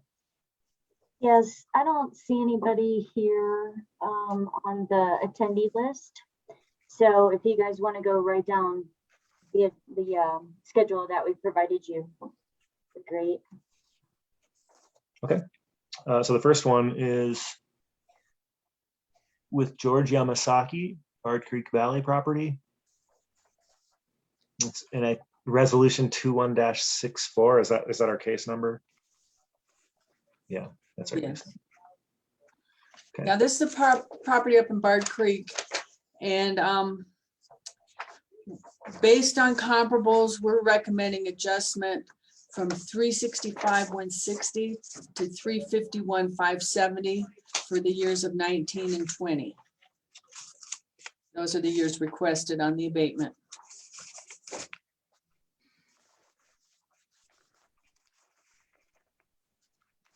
Okay, any questions on this? Diane, have you had any communications with the homeowner about that proposal? No, I haven't. I have not talked to him. Okay. And it's probably safe to presume all of these owners received sufficient notice of this hearing time. Yes.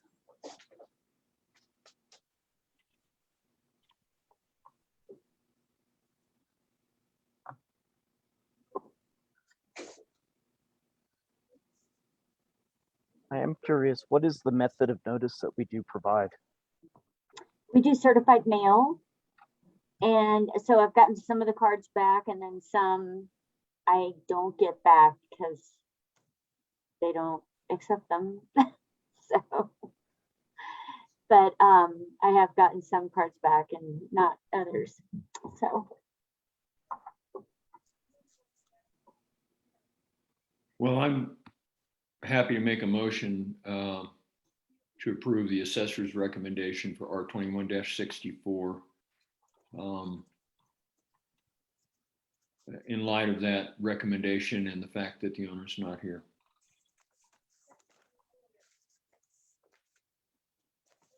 I'm looking through the records. My only thing I was wondering about was how that compared to what they were asking for, what we offered, or what you were suggesting, Diane. Well, he had 350 for 19 and 300 for 20. And in essence, they would be the same value for both years because it would have been the same reappraisal. And so and we're at 351,670 is my recommendation for both years. Yeah, okay, that's fine with me. I second Randy's motion. I just thought it was kind of curious that they would have it going down by $50,000 when real estate's been going up over time. But Well, the whole reason they're requesting is the lake up there, they were forced to drain the lake. Mm-hmm. And but there's nothing, I mean, he's not being compared to properties that have lakes. So. Okay, fair enough. Yeah, I second the motion. Okay. And that makes sense that whether you have a lake on your property isn't one of the criteria that we assess on. So we have a motion and a second. All in favor? Aye. Okay, motion passes. Next case 21-65.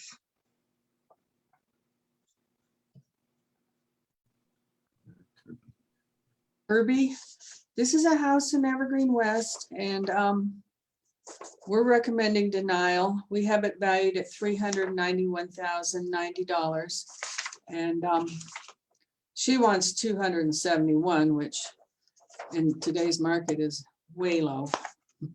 And this is for 2021. And we're recommending denial. Well, it's actually for 2020, I'm sorry.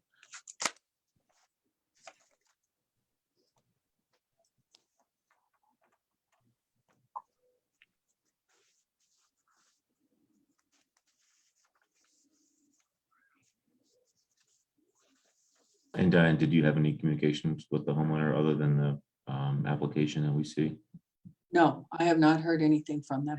Rick sent that email, and I was hoping you could take a look at it, but I have a quick question. Where it says, who is this email coming from? Looking at the comparables, I think your position is defensible. I duplicated Sarah's old one. Yeah, I don't know of any house you can buy in this neighborhood for less than $300,000 in 2021. I agree. Looks like Michelle, but then we say at the bottom if you have any questions and stuff, Sarah. So now, unless anybody ready for a motion? Okay. Make sure I have the number here. I move we accept the assessor's recommendation of denial for case 21-65. Second. All in favor? Aye. Okay, case 21-66, Cindy and Gary Wyman. This is Wyman, and they are doing 2000 and 2020 and 2021. And she wanted 520 for 2021. We're recommending an adjustment.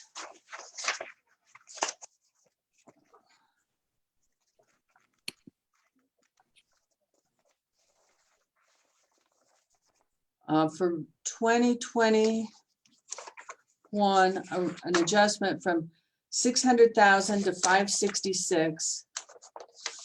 And then for 2020, which is a different base year, from 590,320 to 522,620. And I did talk to Ms. Wyman and gave her the figures, and I'm assuming she was happy with it because she is not called in today. So I don't see on this one any kind of narrative around why this change was made or asked for. We had the condition at good, which it's a brand new house. So it would be average condition for a new house. So that's what I adjusted. That's what adjusted the valuation on this property.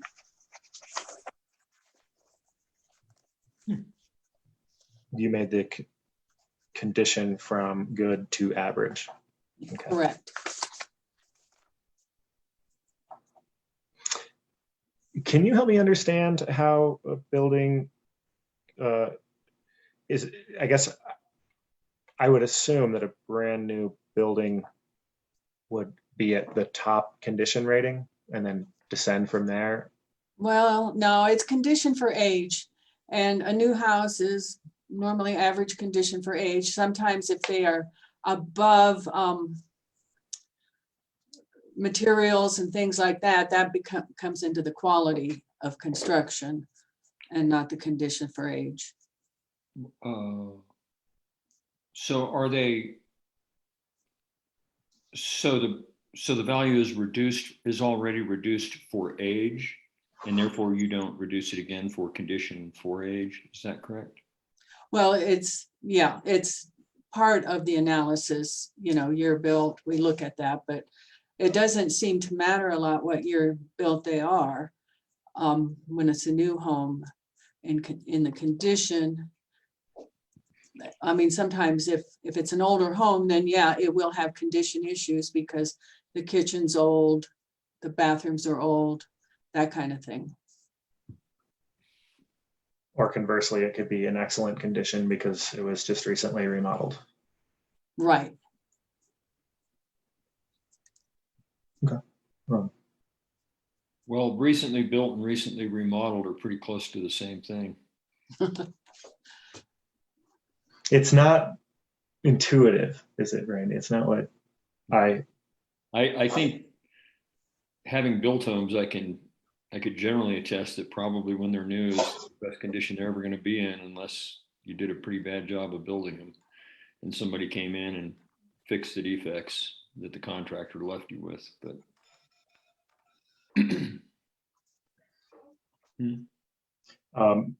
that said, Diane, I'm not trying to push back on how you manage these conditions per statute.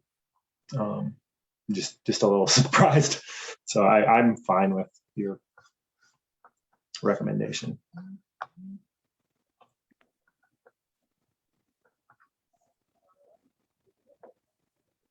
I don't know if other members of the board have questions or comments. Or care to make a motion? Sure, I move that we accept the assessor's recommendation of reduction for both of the years that are listed in case 21-60 or 21-66.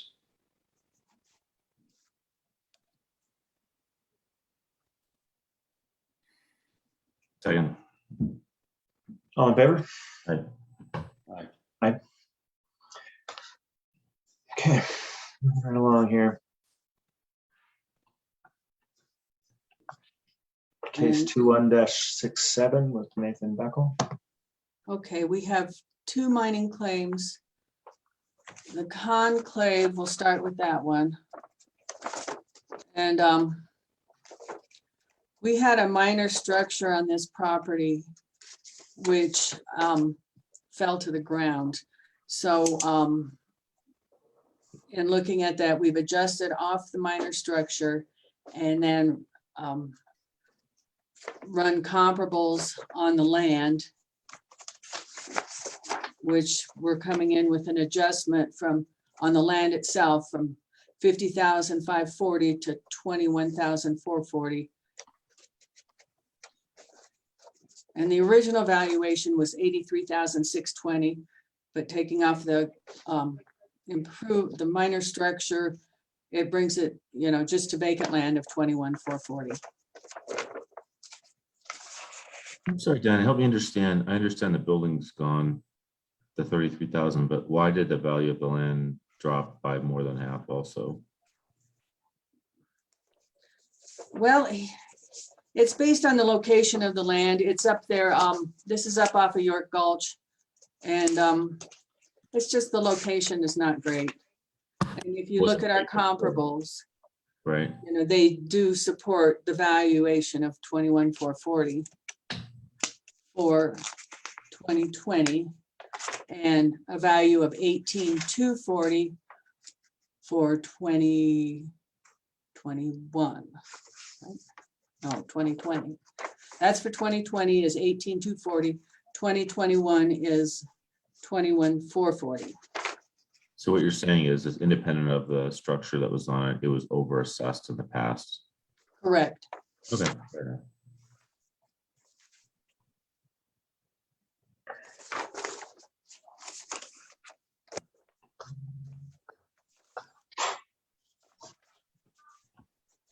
enough. Do we have, this is one case for both properties, correct? No, one separate, 67 and 68.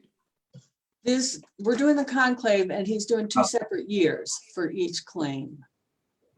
Okay. So this is 2 years on, 2167 is 2 years on the conclave. Correct. And 2168 is on the Hercules. Okay, great. And it's going to be 2 years on that one also. I don't have any other questions about the conclave. I move we accept the assessor's recommendation reduction for case 21-67. Second. All in favor? Aye. Aye. Thanks for helping me understand where we're at. So next case 21-68. Okay. Nathan Beckel, Hercules. And this is the Hercules. And we are recommending denial for 2020. We have a value of 23,170 on that mining claim and our comparable support that. And for 2021, we have a value of 23,170. And our comparables do support that valuation also for both years. Mhm. So we're recommending denial on both of those claims, or on that claim, both years.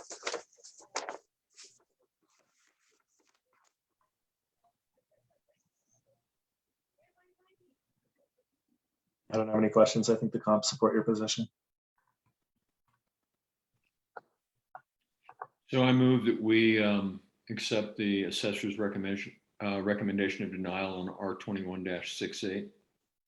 Second. All in favor? Aye. Thank you. Thank you, Ms. Settle. That's a cool name, the Hercules. Yeah, we've got some really good names of mining claims and some really troublesome ones.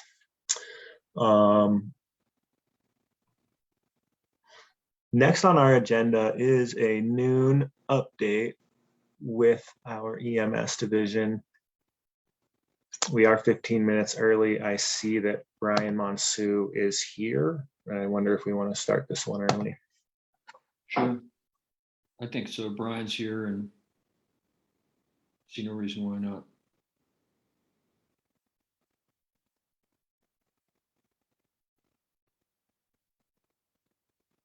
Okay, well, let's jump right in. Brian, thanks for joining us. What do you have for us today? This is the Director of Clear Creek EMS, Brian Monsu. Hello, good morning, everyone. How are you guys on this nice day today? A little smoky. I have Captain Alex Giroir is going to join us, and also Captain Clark Church to tell you guys about a couple of things that they're working on moving forward. I just wanted to give you guys kind of an update on where we're at with calls that are being ran this year compared to years past. And Beth, if you could help me out on the ESO data that I sent you, could you put that up on the screen? I do have some updated stuff, and I could read it to you. My technical challenge sometimes gets the best of me on Zoom meetings. So right now we're about 1,148 calls for this year, which is almost how many we ran last year. No surprise, COVID took a toll on people coming up here.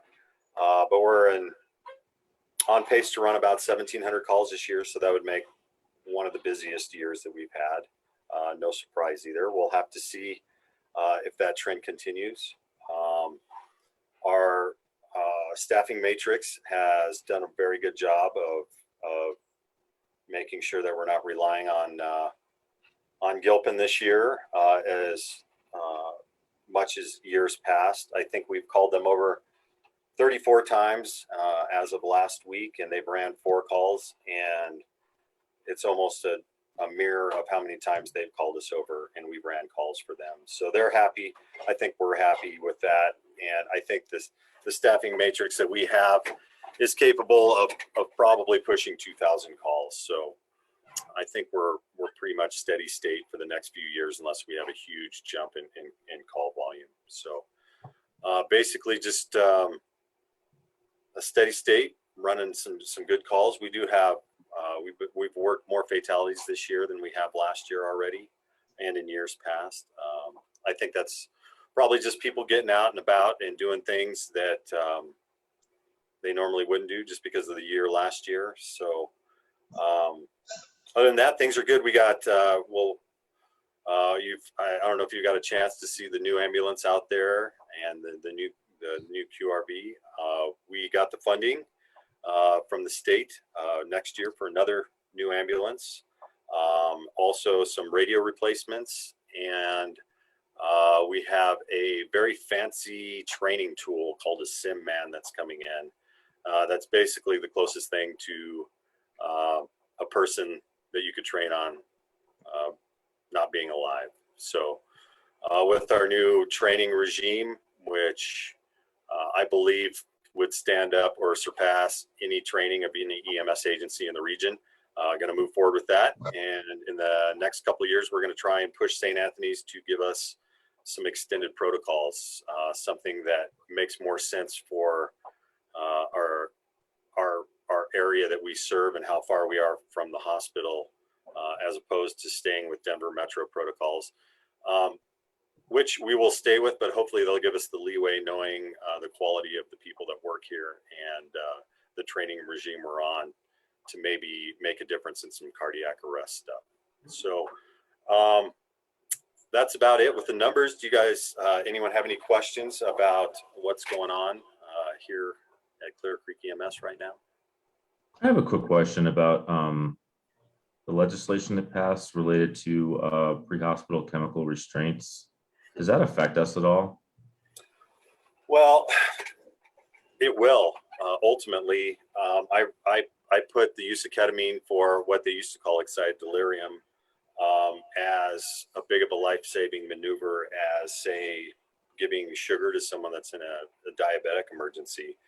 It's going to take if we have those patients, it's really a tool that they took away from us that was favorable for helping them out. It's going to be a big hit. Now they've brought back a couple of other medications that we've had in the past and also said we could use more of the medication Versed, but we've been down that path with these patients before and those medications do not work like ketamine did. So it's going to be a big hit. Thankfully, we don't deal with a lot of excited delirium patients, and they tell us not to say that anymore. But that's what they are. They're on some sort of an upper and out of control, usually cocaine or some kind of amphetamines. So it's going to probably cause someone their life. I know it's going to cause quite a few people to lose their lives in the Front Range, and hopefully once that data comes back around, they might think twice about it. So yeah, that was a big hit for us. And wasn't there some kind of requirements for pre-hospital pros to have to estimate weights more accurately? I can't remember if that made it the final bill or not. That was part of the same deal. If they wanted to keep ketamine, they wanted to have accurate weights on all of the params or a way for us to accurately weigh patients, which it's kind of funny. I think we're almost carnival status people as far as being able to guesstimate weights on patients. I think probably we'd be better than the carnival person that would guesstimate weights. But that was another thing to back up. You know, they basically, the patient they had down the Aurora, they overdosed him with ketamine a little bit, and they thought that might be a thing. But to retrofit our prams and to make it, you know, so that, and these folks aren't going to be restrained also or be able to hold down long enough to get a good weight on. So yeah. Okay. I was just curious about that. Thanks, Brian and Alex. Brian, can you help me understand? You said you used the term excited delirium, and you said that maybe we're using a different term to describe that now. Can you expand on that a little bit? I believe that a part of what came with the litigation from that was to not focus that certain patient into a certain ailment that they have or a certain thing that was going on. So they didn't want to use the word excited delirium anymore in the Denver Metro protocols. It's just going to be a combative, agitated patient instead of the word excited delirium for legal reasons. I know I think there was a white paper coming out of EMS circles that defined that, and it never did get a medical definition. Is that correct? Correct. So now I believe everyone is just a combative, combative patient instead of the excited delirium. The thing that makes them that way hasn't changed. It's a sympathomimetic overdose, and I think they feel like, as healthcare providers, that defines and to people that we understand what's going on more than if we just call it excited delirium. So it makes it so we're not so liable for the decisions we make, I guess. So if no other questions, Alex is going to talk about the AEDs in this county and the possibility of trying to get some AEDs on the sheriff's vehicles in the county, which Rick, I'm sorry, we talked a little bit about it, but this is something where we're really looking into, of course, with your blessing. We've had a couple of calls where people have, the sheriff's department's been on scene a lot quicker than we could get there. And I think it would be a good tool and something we could facilitate and keep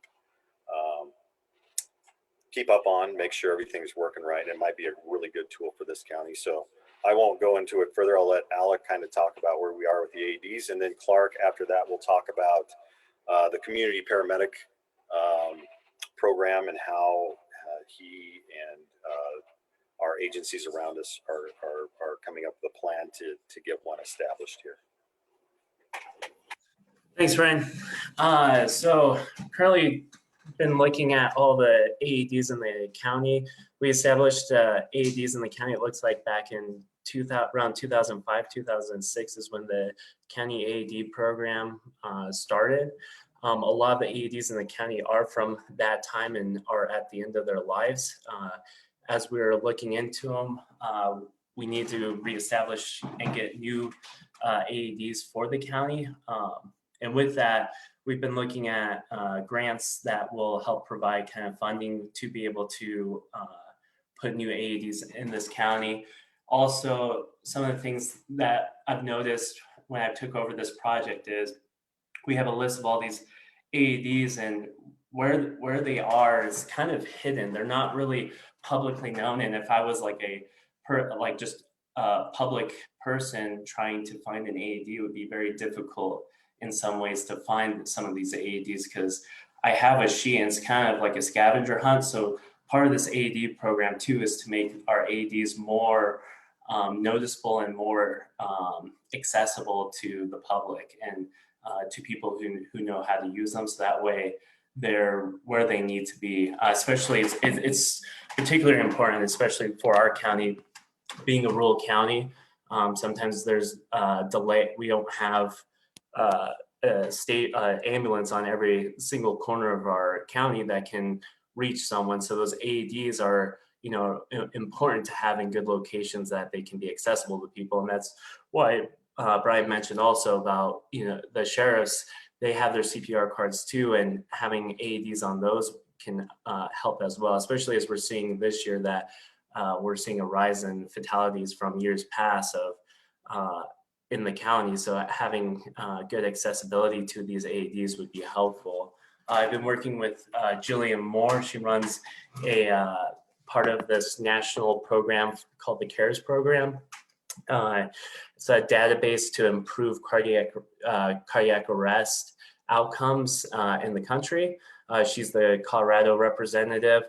We enter data in all our cardiac arrests to her, and she's also been helping me kind of find grants. And I know she's been working with the state. The state currently doesn't have a grant. I guess they used to have a grant program. So they're trying to push for the state to come back with a grant program to help communities to reestablish their AEDs. So I've been working with her. So right now where we sit is just trying to find the money to be able to kind of implement this program and just apply for those grants. Questions? I have a question about the a system-wide question, I guess. My business is in Bergen Park, and I'm CPR certified, and I registered with some, I don't remember if it was a website or what it was, but essentially when a 911 call drops and there's a need for CPR in my strip mall, the system knows that I'm there, and there is an AED right there. And so I would get a text to basically say, hey, there's a person down in Chowdown or wherever it is. And it's kind of like another way of engaging the community beyond just the sheriff's department. Do you know what I'm talking about? Have you heard about that, or you have any thoughts about that?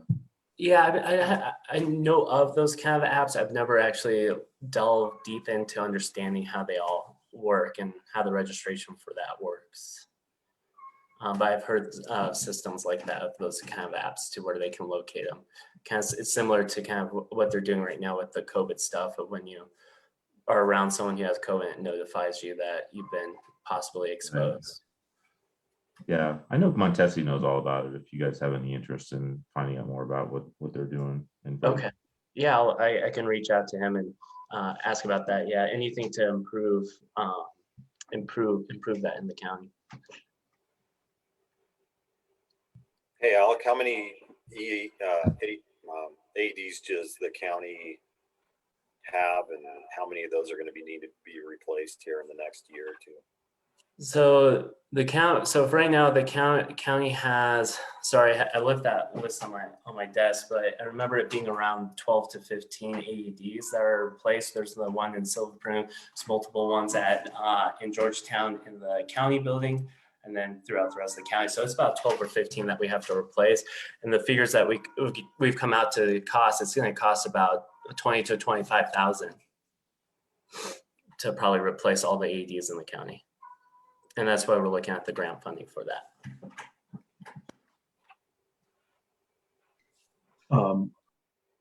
To the extent you're asking for feedback from the board, I would say that $20,000 is worth a single life that these AEDs could save. And they'll have the opportunity to save many more than that. So thank you for paying attention to this, and you got my support. Yeah, absolutely, George. Yeah, that's why I pushed that initiative. Yeah, I think it's very important, and yeah, I think it'll be great for our county to push this initiative farther. There has been some technological stuff that's happened to make it a lot easier to keep up on these. They're Bluetooth, and we'd have a list of when batteries and pads and stuff such like that would start to expire, and it'd just be a really organized system of doing it. And we would have someone on one of our crews go around and take care of them and keep them up to date. So it's easier to take care of them than it used to be.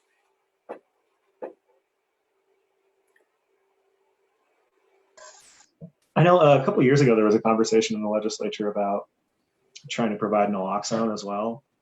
I'm thinking about naloxone, I'm thinking about EpiPens. Are there other ways we could expand sort of this program? So naloxone they've made it accessible where you can get pretty much over the counter. You can go to your pharmacy and get naloxone now. It's accessible to a lot of people, and yeah, we actually see it quite often now, especially in users who've overdosed in the past. They usually have gotten naloxone, and we've run multiple calls now where they've used their own naloxone, or they have a friend or someone that has naloxone that has given that. So that's become a lot more accessible, and I believe law enforcement now can carry naloxone. They made it readily available to the public. So are you saying there may not be a need for us to have naloxone in these locations as well? So I would have to look at the legislation and see to make sure that we're not, because it's a medication, it's different. The storage of it we have to make sure the storage is appropriate for it. And then we also, I'd have to look into the legislation and make sure that we could provide naloxone in that sense like as a county providing naloxone in those boxes, to make sure that isn't crossing any weird legislation stuff since it's a medication. It's a benefit versus cost. Of course, you want it in certain spots. The schools, I think, started with it, and Rick, I think you did too, but it adds up very quickly, the cost of it. I think they're running the buses. Is that correct, Beth? Which is a great spot to have them. And I think if we come and find a need for them to be maybe in one spot in all the municipalities, that would be something we could look into. EpiPens are the same thing. you know, it's funny that they have passed this legislation that you could start using this medication and the price of it skyrockets when that happens. So it'll be a cost versus benefit, you know, need. But I think that there is a need for further studies and to have some spots in this community that's readily available for those calls would be a good thing to study up on and make a decision. It is expensive. Naloxone gets expensive quick, and those EpiPens are starting to come down in price, but they are very expensive also, which you can't put a price on, you know, saving someone, but it's how long is it going to take us to get there with that medication compared to, is it worth the price, you know? So it needs to be studied greater, in my opinion. Rick, are you guys still carrying naloxone, or are you guys kind of gotten away from it for a cost? Is that Narcan? That's correct. Yeah, we're still carrying it. Attorney General here a couple of years ago had a big campaign of getting it out to everybody. I think we still got some of those, probably some expired, but we're still getting some here and there. I know Idaho Springs has it too. Which is great. Law enforcement is always, you know, most of the time going to beat us onto the scene. So that's a good place for it. And also we get the AEDs on there. I think that's a really good, in this county. I think you're the closest that's the responder is going to be a sheriff's officer or a police officer. So I know in the last couple months, Randy Williams, Chief Williams, has an AED in his patrol car, and he's used it twice. I think it's been actually within the last month. So I know we had one over the weekend up on the bicycle path between Bakerville and Loveland, and Randy went up on that one, and he was the first car on scene. So they do help, possibly in the long run. I think it would be a good program. yeah, and looking just at the things that have happened this year already, and looking at the times, I think that has quickly, you know, gotten to the top of my list of things that we could take care of almost immediately. I don't think you could do anything to help with cardiac arrest outcomes in this county than to have, you know, AEDs readily available. And you guys are always going to beat us on scene most of the time, you know, especially in recreational activities. So that's gone to the top of my priority list, and we're looking at ways to get those going, Rick, and I'll be talking with you about that. So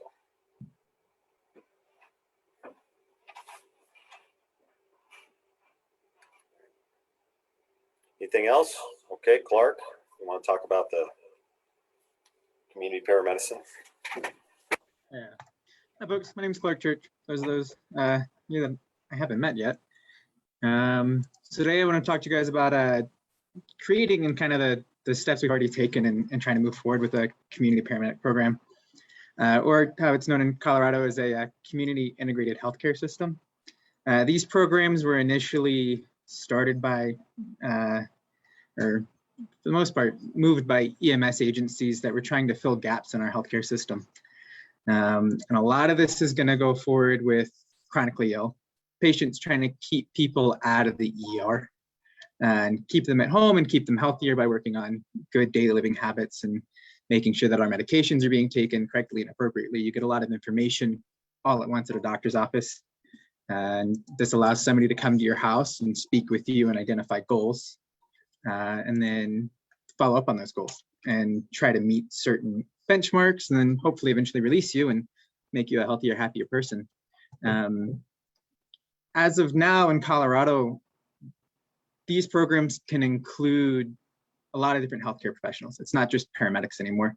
So it's nurses, dietitians, social workers, x-ray techs have been involved in some programs as well. So the goal that I've had, or the vision that I have, is to include a lot of these different people in our program to fully encompass all the different skills and tools that we have available to us. We are, as of right now, partnering with Evergreen and a few other mountain agencies. There's, I think, 3 or 4 agencies. Initial licensure takes a long time, probably about 4 months to gather all the data that you need. And it's also costly. And we can pair with Evergreen and they'll essentially encompass us into their program and expand their geographic boundary and just put us under their license. And then we can share costs of things like relicensure. We would still be our Clear Creek County program. We would run our own program. We would do our own thing. We would share general protocols, mainly safety things and general guidelines. We would also have the same medical director, which would be Dr. Ben Trott at the clinic in Idaho Springs. But as far as like, we wouldn't go into Evergreen wouldn't have to come here. We're just trying to share really cost and make it easier for everybody to have a program and be involved. As of right now, I'm endorsed by the state of Colorado as a community paramedic. So I would be able to start as soon as our licensure or this geographic region becomes open and approved. I don't have a timeline on that right now. It sounds like it's a hard process. And Annie Dorchak in community in Evergreen has been working on that pretty hard. So it sounds like just working with the state, it's going to take a minute. But all the people that I'd like to include in this program who I've spoken to and who have agreed to help when available would be us, EMS. We also have a dietitian that works for us that would be happy to offer some of her skills as well if we needed some kind of nutritional counseling or something specified. The fire department has agreed to come on us with calls, A, for safety, should always move in pairs, and also to perform fire prevention services such as smoke alarms, CO detector checks, and any fall prevention assessment and needs like taping down rugs, moving cords, things like that, just to keep people a little safer. Human services, I've talked to Betsy Kalkstein and Troy Erickson, who have both offered to be available to help plug people into existing programs if we identify needs. The point of these programs is to fill gaps, not to replace anybody or not to replace services. Redundancy isn't what we need. So if we identify that somebody needs something specific, I could talk to social services, either Betsy or Troy, and figure out how to get somebody into a program that they could get into, whether that's Medicaid or food or transport, doctor's appointments, things like that. And then I've spoken with both of the nurses at Public Health who have agreed when available to also give time. They could also make house visits like I could. All this is done with a physician's order as well. So we would likely start seeing patients that are already enrolled in the clinic that have complex health needs and try to help simplify things for them and get people on a good, safe track and be able to visit them. You know, could be once a week, could be once every couple of weeks, but our nurses are qualified and have agreed to do that when their time is available. We also would be able to identify global needs if we see lapses in knowledge or education and could try to provide initiatives to cover those needs. Yeah, as far as I'm concerned, for this program to be successful, we do need the full, all these services involved and ready. It's not something that like just one person or just one department can handle, and we have a lot of experts. So it would be great that we have so many people that we can kind of draw information from. Aside from that, the program really takes on whatever shape we want it to take. If we identify other needs in the future, aside from our initial goal, which is our chronically ill patients, there are programs that do at-home detox. There are programs that do a lot of different things. If we see a problem, it's not really limited by the legislature what we're allowed to do. We can get, if Dr. Ben Trott's on board, we can get a physician order and we can go and do whatever people need. Are there any specific questions?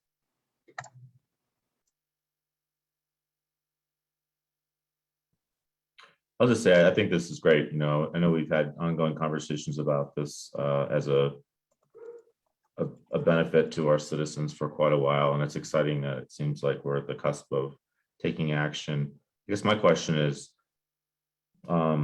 what can this board do? Is there anything that we can do to support your efforts? I know that one of the initial challenges with community paramedicine is there was no funding source. And I don't know if this is a sort of thing where you feel that EMS has the budget to be able to close that gap, or maybe this is a question for Brian, I'm not sure. I think we do at this time to just kind of integrate this into the services that we do. Just talking with Dave over in Evergreen, they did like 100 and I think he said 140 of these calls over the years. So it's not gonna, it's not gonna, be a huge burden for the amount of good that it does. And I think we could absorb that. We already have a vehicle in the older truck that we used to use that we could use to get to these places. And, we'll plan stuff based on the times of the day that are less busy. So I think we're capable of just integrating this into our system right now. I will have to talk with you, Peter, about a possible IGA to help us get underneath the licensure. I know that I believe Highlands and Elk Creek and Evergreen and ourselves and maybe Gilpin were thinking about getting underneath the same licensure to do this in this region.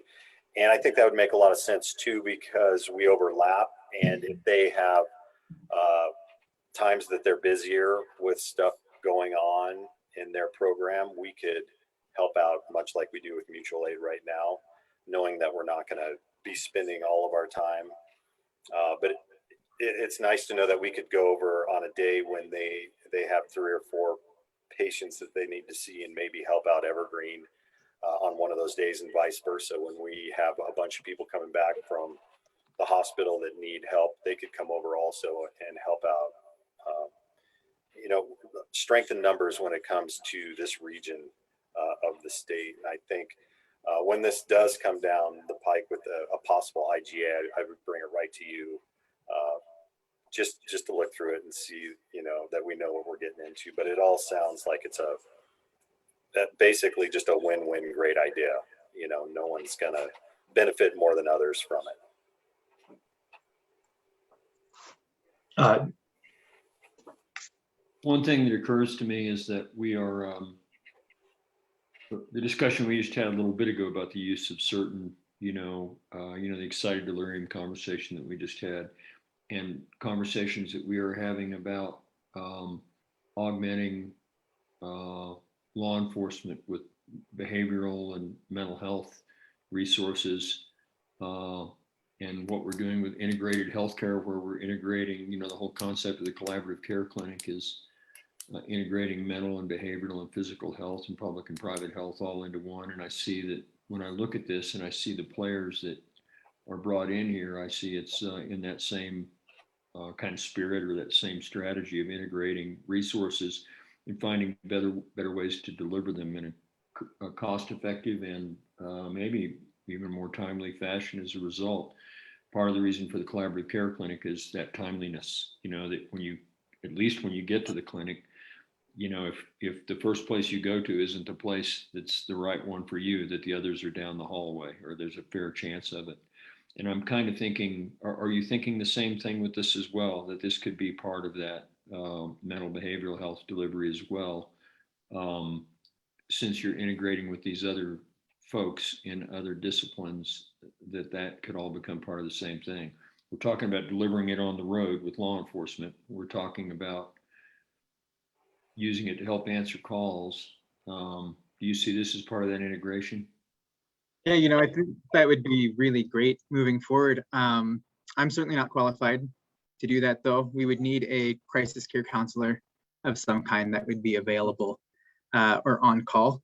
But I think that would be wonderful. There's a lot of programs. Eagle County, for example, does that, and it works really well. They'll have a crisis care counselor go on the call, and the community paramedic will also go on the call, because again, it's good to have pairs and numbers.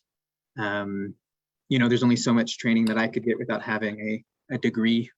But I think that would be wonderful if we could get somebody that was qualified to do that with us. That would be really great. Go ahead, Brian. And just to let you know, it might be me that was the only one that was kind of the pessimist in saying that the one thing I didn't want to have happen was for taxpayers in our communities to pay for services that the hospital should be taken care of already. So I have a very wary eye to make sure that that isn't happening at this point. If there is a service that we're doing that used to be billed by the hospital, I want to make sure that the hospital isn't still billing for that service and we're doing it on the taxpayer's dollar. There is some stuff coming down that Medicaid might pay for some of this stuff, even though it hasn't happened yet. But I'm keeping a very watchful eye to make sure that we're not getting taken advantage of in the system. And it was a bigger deal to me than I think most. But just to let you know, I'm keeping an eye on that because I don't think that's something that our taxpayers should foot the bill for something that someone else is already charging them for and not producing that service. Yeah, I agree with that. I'm just looking at I see Centura Clinic, EMS, Fire, Human Services, and Public Health all together, and they're all dealing with the thing I was just talking about already, along with the Sheriff's Department, and finding ways to more effectively address it. And just thinking about collaborative care, collaborative healthcare, and integrated services, which I see the words there, and it seems like it's what you already run into. So ways of figuring it. And so I don't suggest that it's how we deliver healthcare in the community, but how we better respond to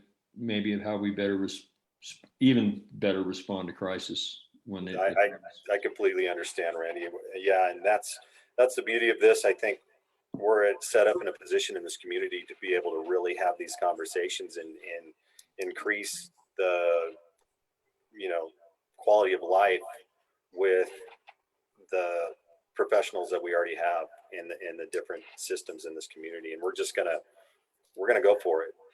And Clark is the person to do it. And we're gonna get everything that we can out of it. So it's kind of exciting. It really is. So I appreciate Randy's comments about the behavioral health connection. I think that that facility that we built in the spirit of acknowledging that when you treat mind and body at the same time, you have better outcomes. And Randy, I want to maybe map them,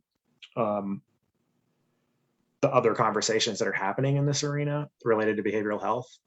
We have the Gilpin County Commissioners are very interested in, as well as the sheriff in Gilpin, are interested in a co-responder program. We've been having conversations about a Clear Creek County, Gilpin County co-responder program. Another conversation that's going on is we did a behavioral health needs assessment. One of the primary recommendations of that was for us to better integrate folks who touch behavioral health needs.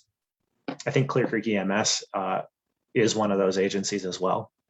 And we may need to plug you into those conversations. And so maybe the challenge that I would issue is that as we build a community paramedicine program, we try to do so in a way that integrates with co-response and trying to integrate all of our behavioral health systems as well. So that's maybe the challenge that I would issue. I'm really encouraged you're talking to Gilpin County because I think that that's a great direction.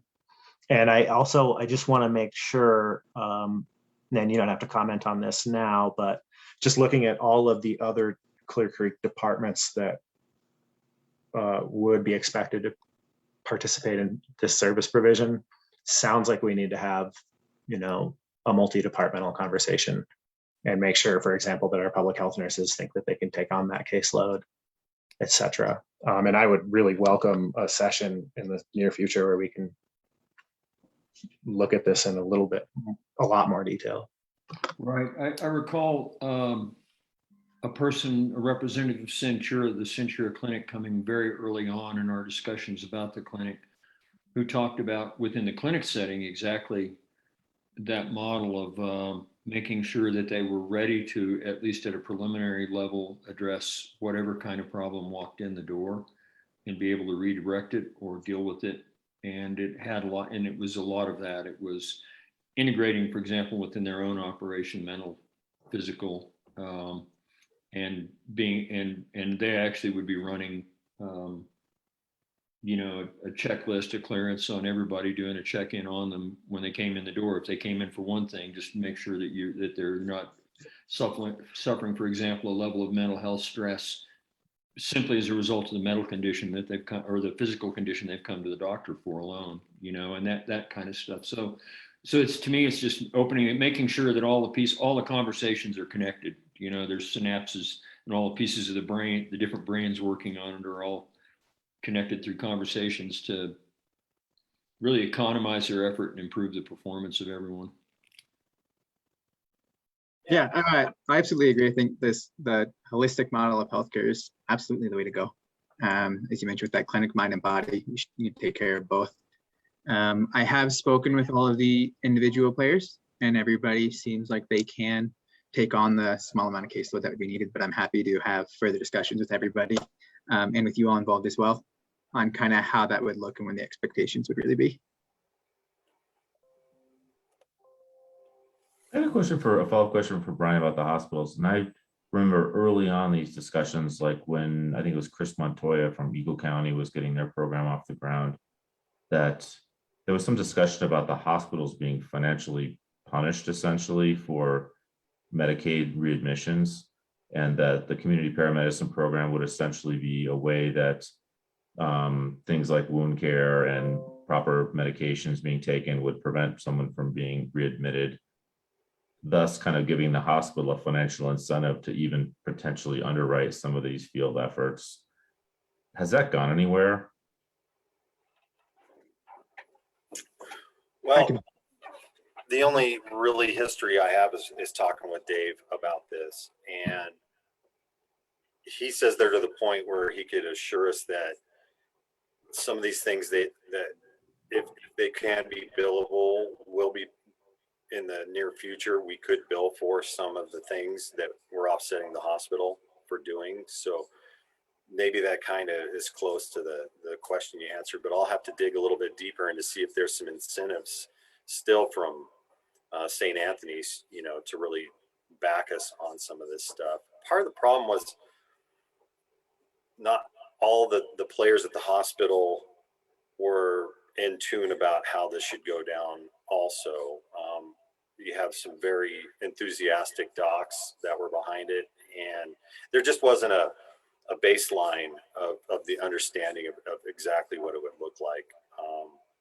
Those are things that were questions we're going to ask more of, and I know that our physician advisors are into it, Dr. Branny and Bellman.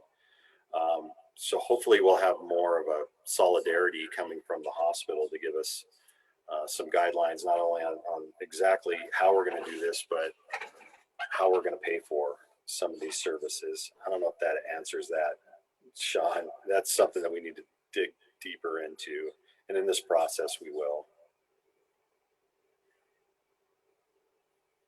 It's big. I think the good news is that we know we have the pieces.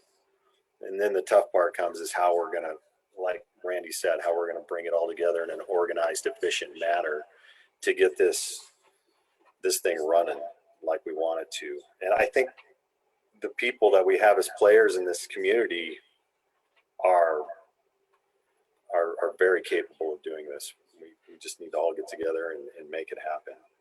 So I'm very optimistic.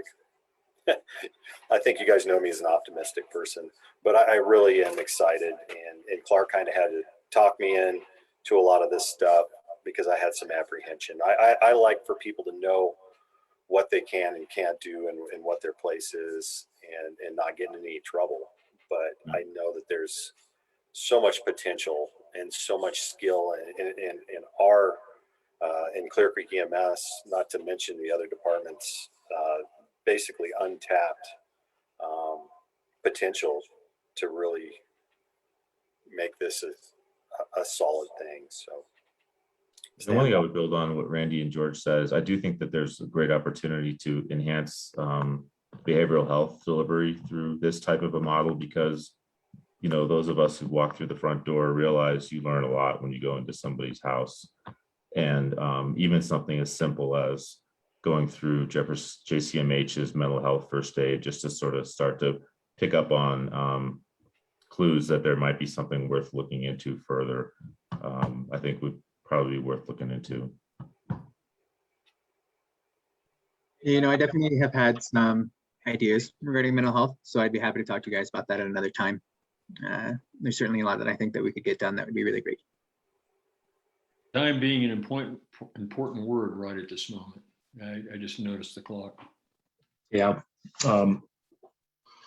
I did too. And I think maybe the only other thing I forgot to mention when I was listing the various conversations is that another recommendation we had from that behavioral health study was that we hire a behavioral health navigator. Gilpin is interested in having behavioral health navigation in Gilpin County as well. And Omni's building that's our consultant, is building a job description for that right now. So yeah, and there's tension between trying to build a system that can do everything and trying to find something that we can do tomorrow. And so what I don't want to do is expand this problem and this goal that EMS has so big that we're talking about it for a year.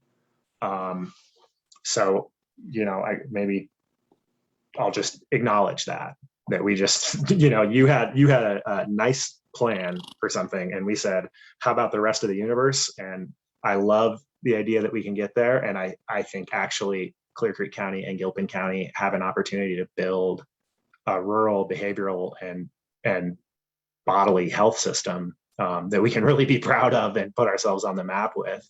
But it's also okay to take steps that we can take tomorrow. I think what struck me was the behavioral health navigator that you just mentioned might be an excellent starting point to just make sure they're plugged in. It's like, let's not put the bicycle to get back together and forget and leave or the engine together and leave one of the parts out that could be really critical to its success. Not trying to make it harder, just maybe there's a way we can make it better easy with something that we're already planning to do also by sticking the pieces together so they're communicating at least. So.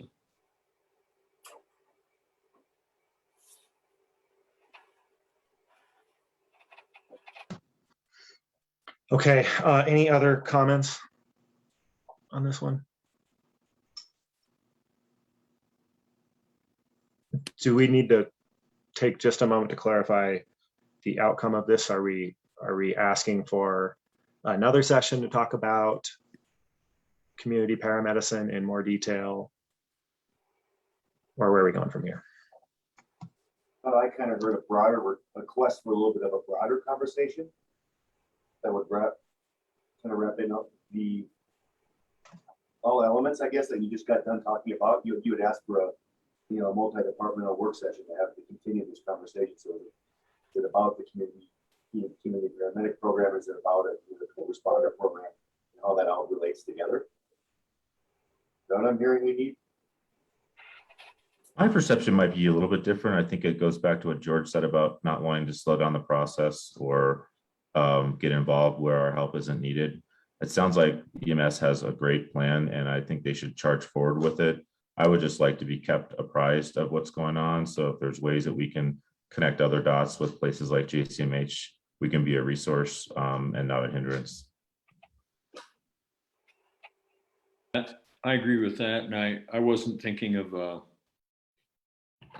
slowing it down and having us meeting with us again be a marker or a point of control or anything like that. This has been a great discussion. Glad to drop some thoughts out there, and it gives us the idea that we might all we might try to do is just enable the connection of people and make sure they're talking. It's like if we start looking at that behavioral health navigator, making sure that you're already dealing with public health and health and human services and all those other entities within this concept. I don't think we need to get in your way and micromanage it any further than what we said here. And making an introduction here or there if we need to help. Thank you, and I'm happy for further discussion anytime. I mean, anything that's, I suppose, added won't slow down. I'm happy to expand when possible, and these discussions only help that process. Yeah, I think the big ask from me is just that we make sure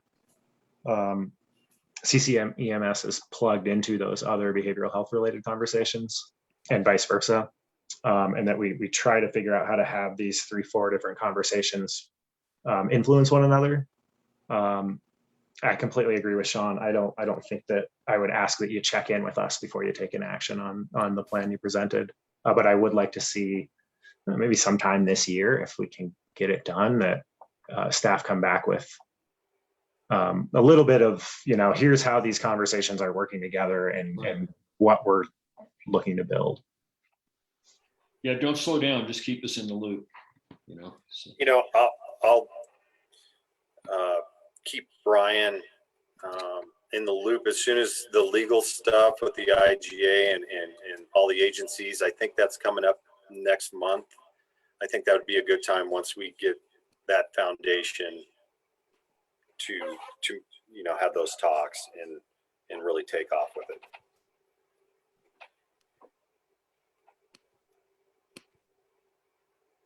Okay. Excellent. Well, thank you for your time. I think we're all on the same page now. Thank you all for your continued support. You just keep saving lives. We'll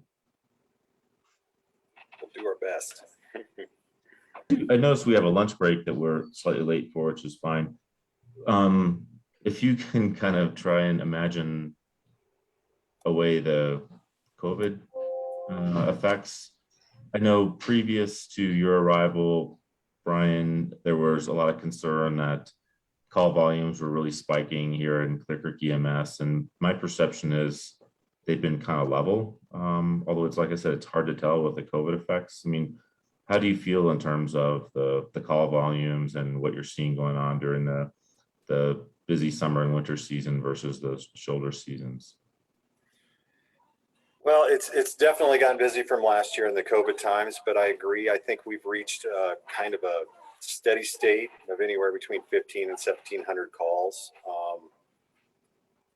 And I think that we're set to have some, if we do have some good storms or something that comes through and pushes us a little bit, I think we're in a good position to absorb the extra workload right now. And I think we're in good shape for at least the short-term foreseeable future as we stand right now. It looks like we've reached kind of a steady state with the way the traffic gets and the amount of people that can be in this county at one time. I think we're in a good position for response as we stand right now. Okay, thanks. That's good to hear. The connection between the capacity on I-70 and the call volume you get is certainly an interesting one, and we'll have to keep an eye on that as we watch the westbound peak period shoulder lane open and then the Floyd Hill project complete. Yeah, those are all interesting pieces of data, that come that will be coming down the pike to see if the capacity is increased, if it does anything to our call volume. Yeah. So okay, excellent. Anything else? Okay, thank you for your time. The next thing on our agenda is 1 p.m. interview for vacancy on the Planning Commission. So we will see you all then.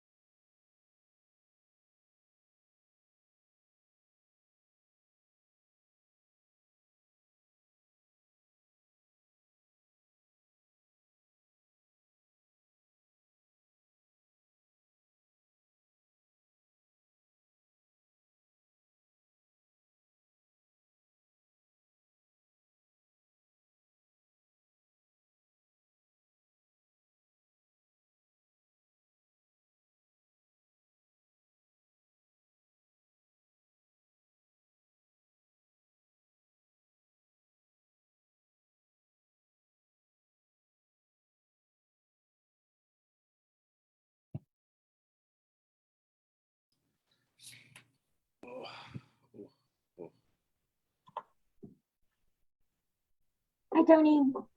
Hey Beth, how you doing? Good. How are you? Good, good. Good to see you. You too.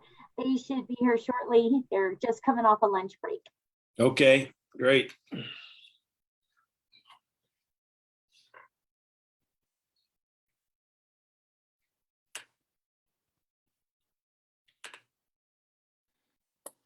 So nice to meet you, Tony. You look a little less formal than the picture you sent us. Oh, is that right? Yeah, yeah. Just trying to blend in today. My regular work attire.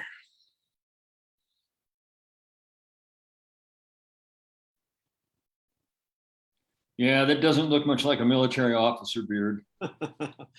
Hey man, during COVID, I followed all public health protocols, so I had pretty long hair then too.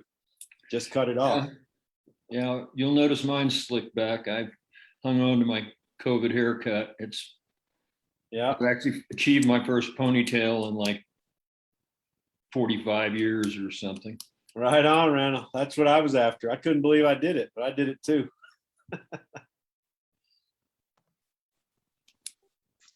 Hi there, Tony, and welcome back from lunch, everybody. Hi, George. So it is 1 o'clock.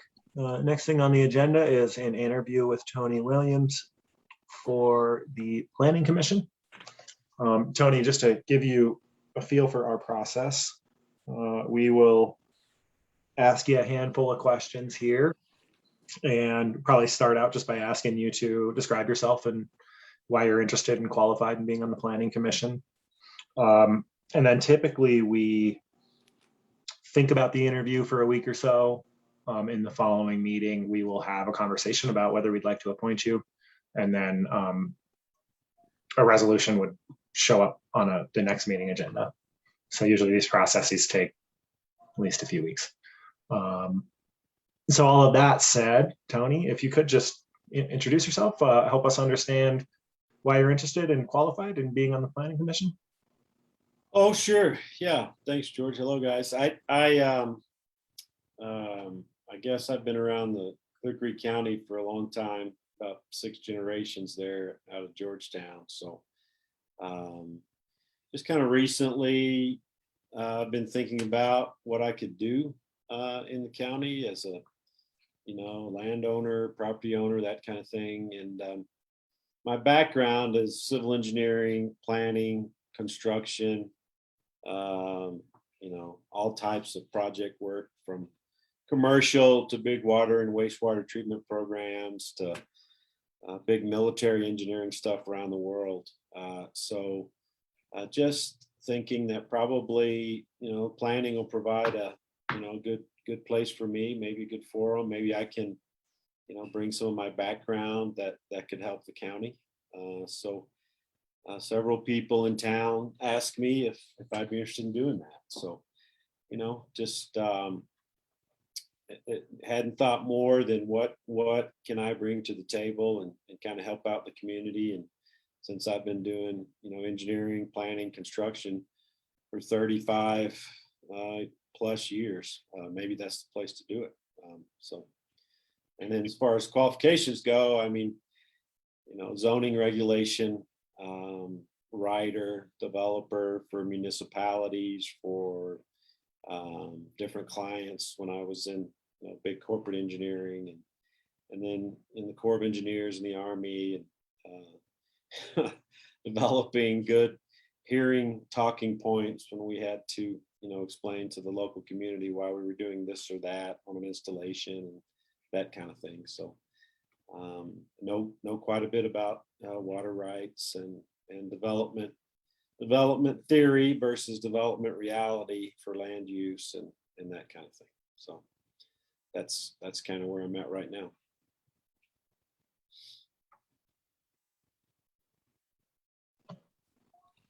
Thanks, and I'll defer to you, Randy and Sean, for questions. And so it sounds like most of your, and it's not a minus at all, that most of your experience and qualification comes from the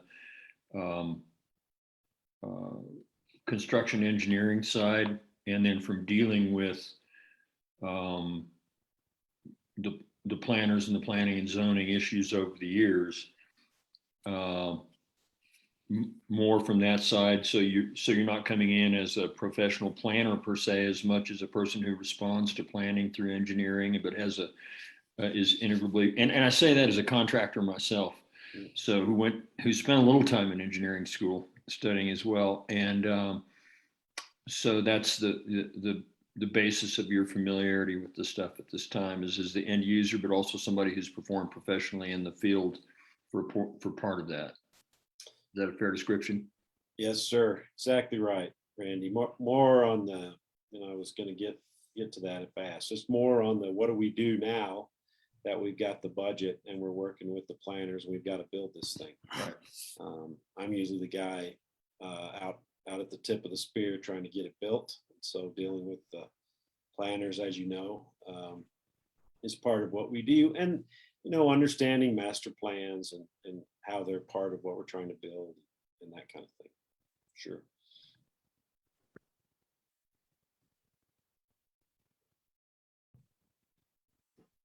Hey, Tony. I'm Sean. I'm from the Evergreen side of the county. What specifically drew you? Well, that's a different question. Have you had an opportunity to attend any of the Planning Commission meetings yet? I haven't. I was, though. Beth had sent me the schedule, so I plan to start doing that to get a feel for it. But like I said before, specifically, just really interested in what the land use planning perspective and ideas are in the county now, and I'm sure there's some I'll disagree with, some I think are great, and thought, gosh, I got to be able to bring something to the table here to get the conversation going from maybe a different perspective. I don't know, it might be the same perspective as everyone else. So that's what kind of drew me to it. And like I said before, and Randy said, I mean, with my background, this is the kind of the place I've been in my career most of the time, is in the planning, development, construction, design. So that really drew me to it, because I understand it. I guess thought I could make a contribution. What are your impressions so far of the county's master plan? Haven't gotten that deep into it. I probably couldn't give you a good feedback yet. Just started reading through it. I think that's aggressive. That's good. So I think you guys have already began to see some pushback. So you're going to have to, develop positions and have a few hearings. And I think having been a commissioner at the state for CDPHE, a lot of time when we were developing and passing new regulations for the governor, I mean, that the pushback was significant. So how do you, as a commission, do a good job in this case for the county commissioners and bring forward good master planning responses and help them pivot if they need to or not, and make good recommendations. So without getting, because I haven't gotten into it yet, but without getting into the detail of the master plan, I think that's probably the job right away, is getting into the master plan and bringing back good recommendations for the commissioners. And how would you describe your style working in team settings, such as a commission, such as the Planning Commission? Served on some boards, and like I said, was a state commissioner. So my style is strongly collaborative. I'm, as you may have already picked up, still pretty direct.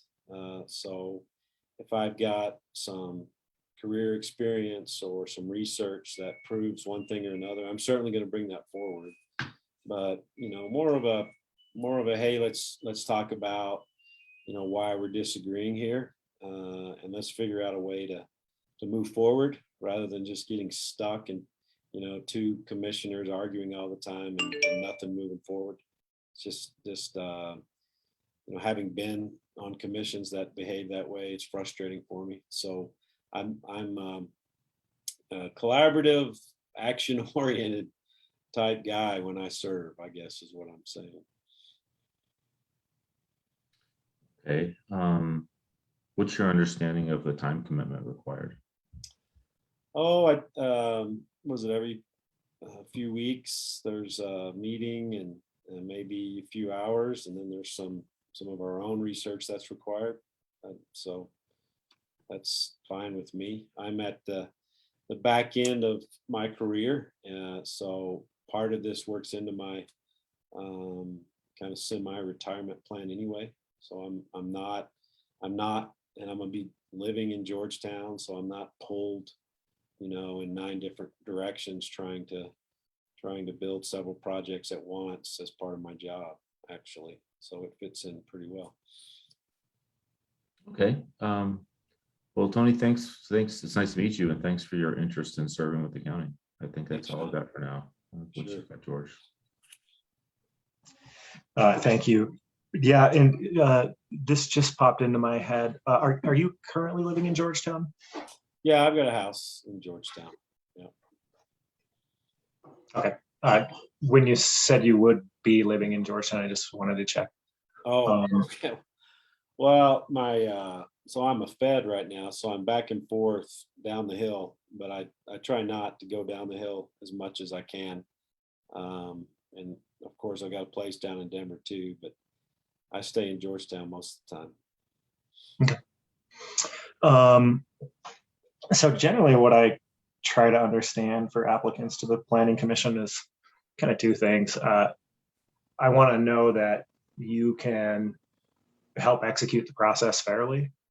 And I want to understand a little bit about your philosophy around development and community engagement. So on the former, land use processes, of course, are quasi-judicial, meaning that you've got folks with rights on both sides. You've got the neighborhood that has rights, and then the applicant that has rights to a fair hearing. In that scenario, you'll often have folks that want to talk to you about a proposed development. Yeah. Before your hearing, right? And of course, you'll only be able to talk about it in the hearing. How do you anticipate handling those scenarios, and what's your approach to making sure a process like that is really fair for the rights of everyone involved?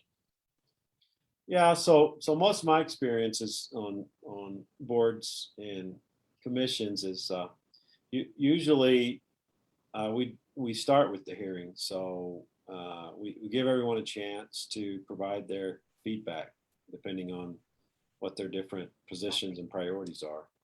And I would say that, and it wasn't always this way, but as I serve longer and longer, I just try to come in with an open mind. I try not to get too deep into whatever the planned project is in this case, and listen to both sides. So that's my initial approach. And then as an engineering guy, after that, I take pretty copious notes, and then I go back and see what's true, what I can prove, what are the facts and evidence, rather than emotional positions. And then I try to understand what does the community want from a majority perspective.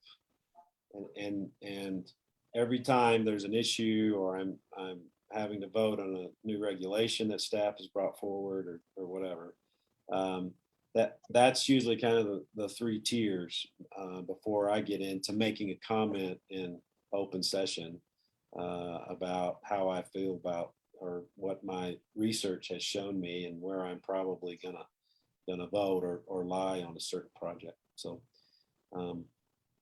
that, just generally off the top of my head, that's how I approach that. And real serious from a fairness perspective, in the hearing process, making sure that we are hearing everyone. I mean, you guys know you can set up hearings and try to allow certain groups and not other groups, and just try to stay away from that. I want to hear everything, and that's kind of the beginning of my thought process.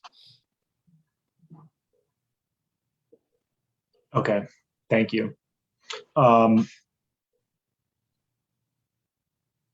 Maybe my next question is just about how you would, one of the conditions for approval of a development is conformance to the master plan.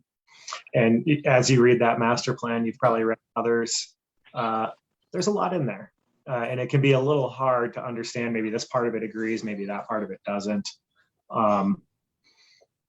The one to me that seems the most hard to define, maybe the most subjective, is community character. Will this develop? The question being, will this development like unacceptably alter the character of the community? How would you go about trying to understand through public comment and everything else how a proposed development would impact the character of the community?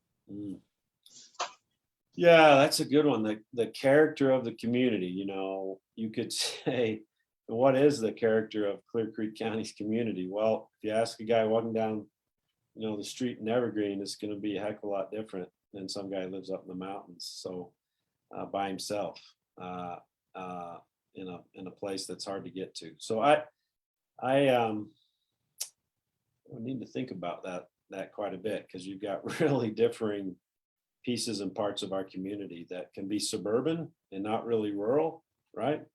Closer to Jefferson County. And then you've got some significant, really rural mountain community type folks that you have to consider what they think the character of the community is. So, and I think, again, that's part of your job on the planning commission is you got to figure that out, you know, what that means. To me, you know, growing up around Clear Creek County and being there a lot, it's becoming, you know, really more as Denver expands and the Front Range expands into Clear Creek County, it's just becoming more a part of the growth projection for the Denver area.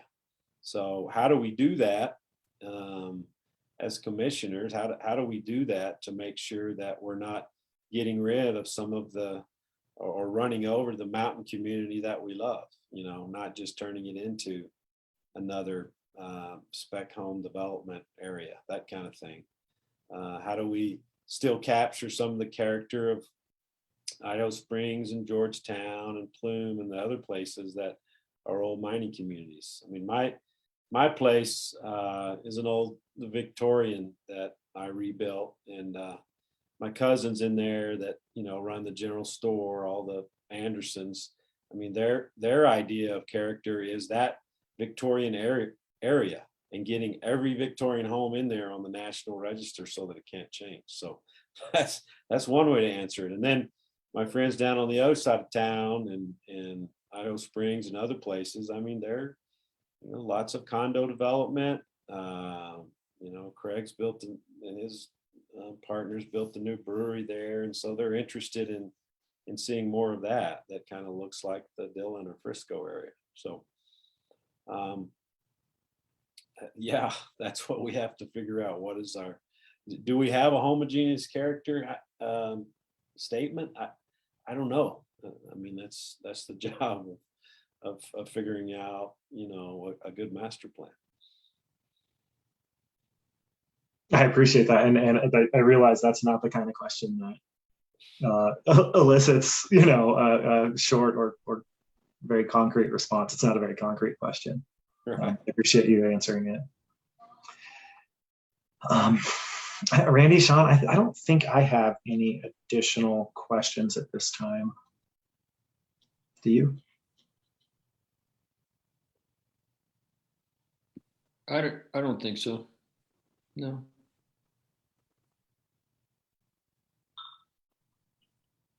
Sean looks like he's thinking about it.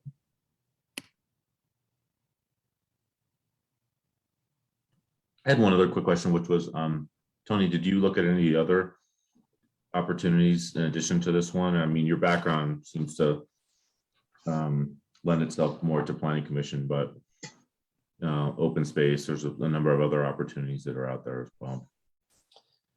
Yeah, I looked at open space. I don't know if there's any slots there, and I've got a cousin on that one, so I don't even know if I could do that. Smokey Anderson. So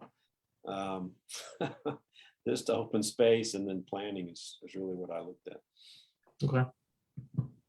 Thanks again for your interest. Sure. Thank you guys for your serving, actually.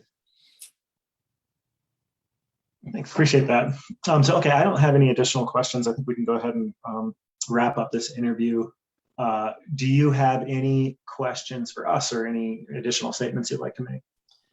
Yeah, so it looks like there's a couple of open planning commissioner spaces. I mean, what are you guys, what is your idea of the commission, and do you want to fill some more slots as soon as possible? And how do you see someone like me, you know, getting involved and helping the county commissioners as well?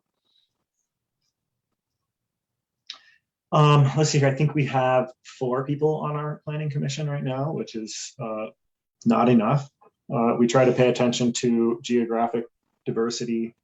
I believe we have one person who lives in Georgetown that's on the planning commission right now.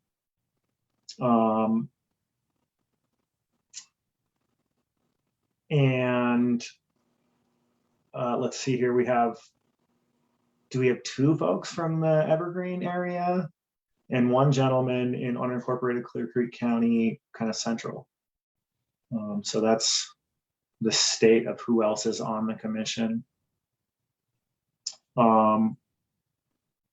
As far as how planning commissioners help the Board of County Commissioners, I mean, it's land use development review. It's also policy development, which is an important function. And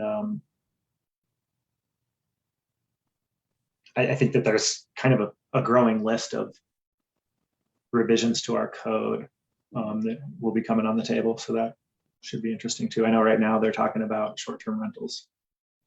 Mm-hmm. Sure. What portions of your question did I not answer that maybe somebody else has? That's about all of it. I've been around some county commissions and, you know, city councils mostly. So the planning commissioners usually, you know, develop regulation and bring recommendations for voting among city council and that kind of thing. So I'm guessing it works the same way.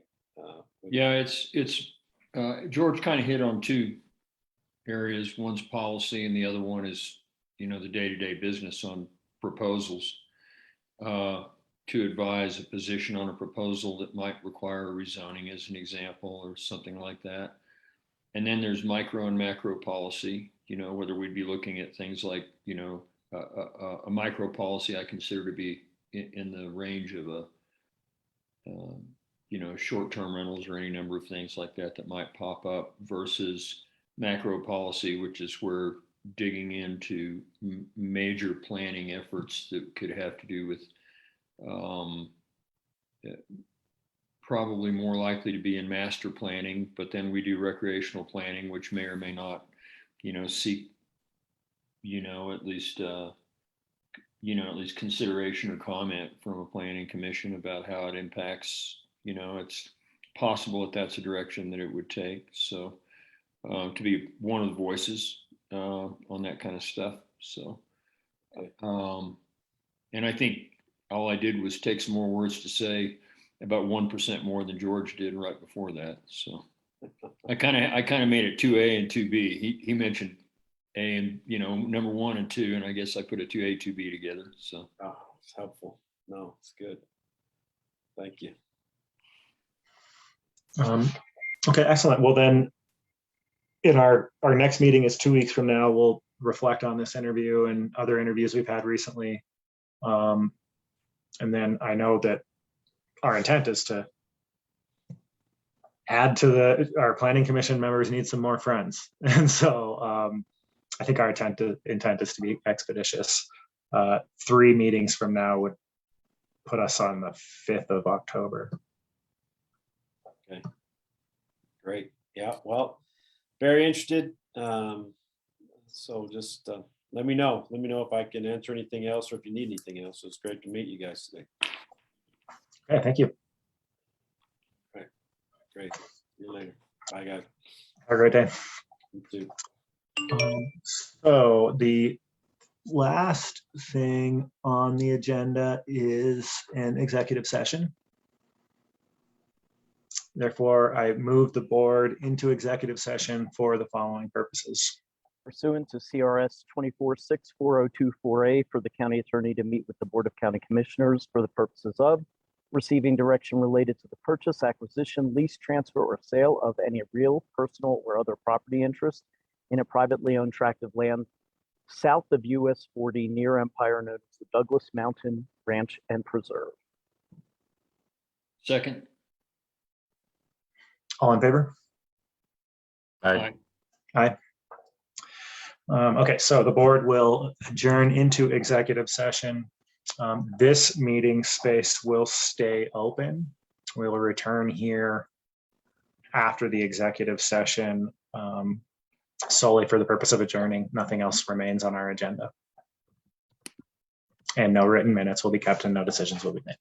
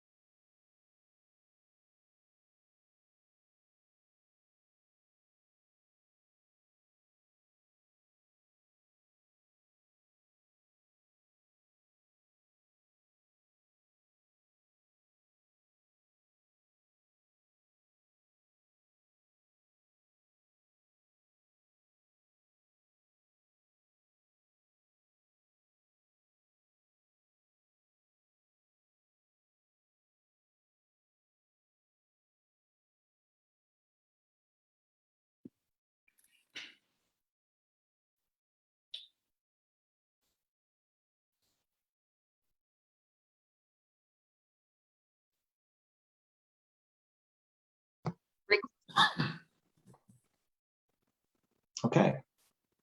We have concluded our executive session. No written minutes were kept. No decisions were made.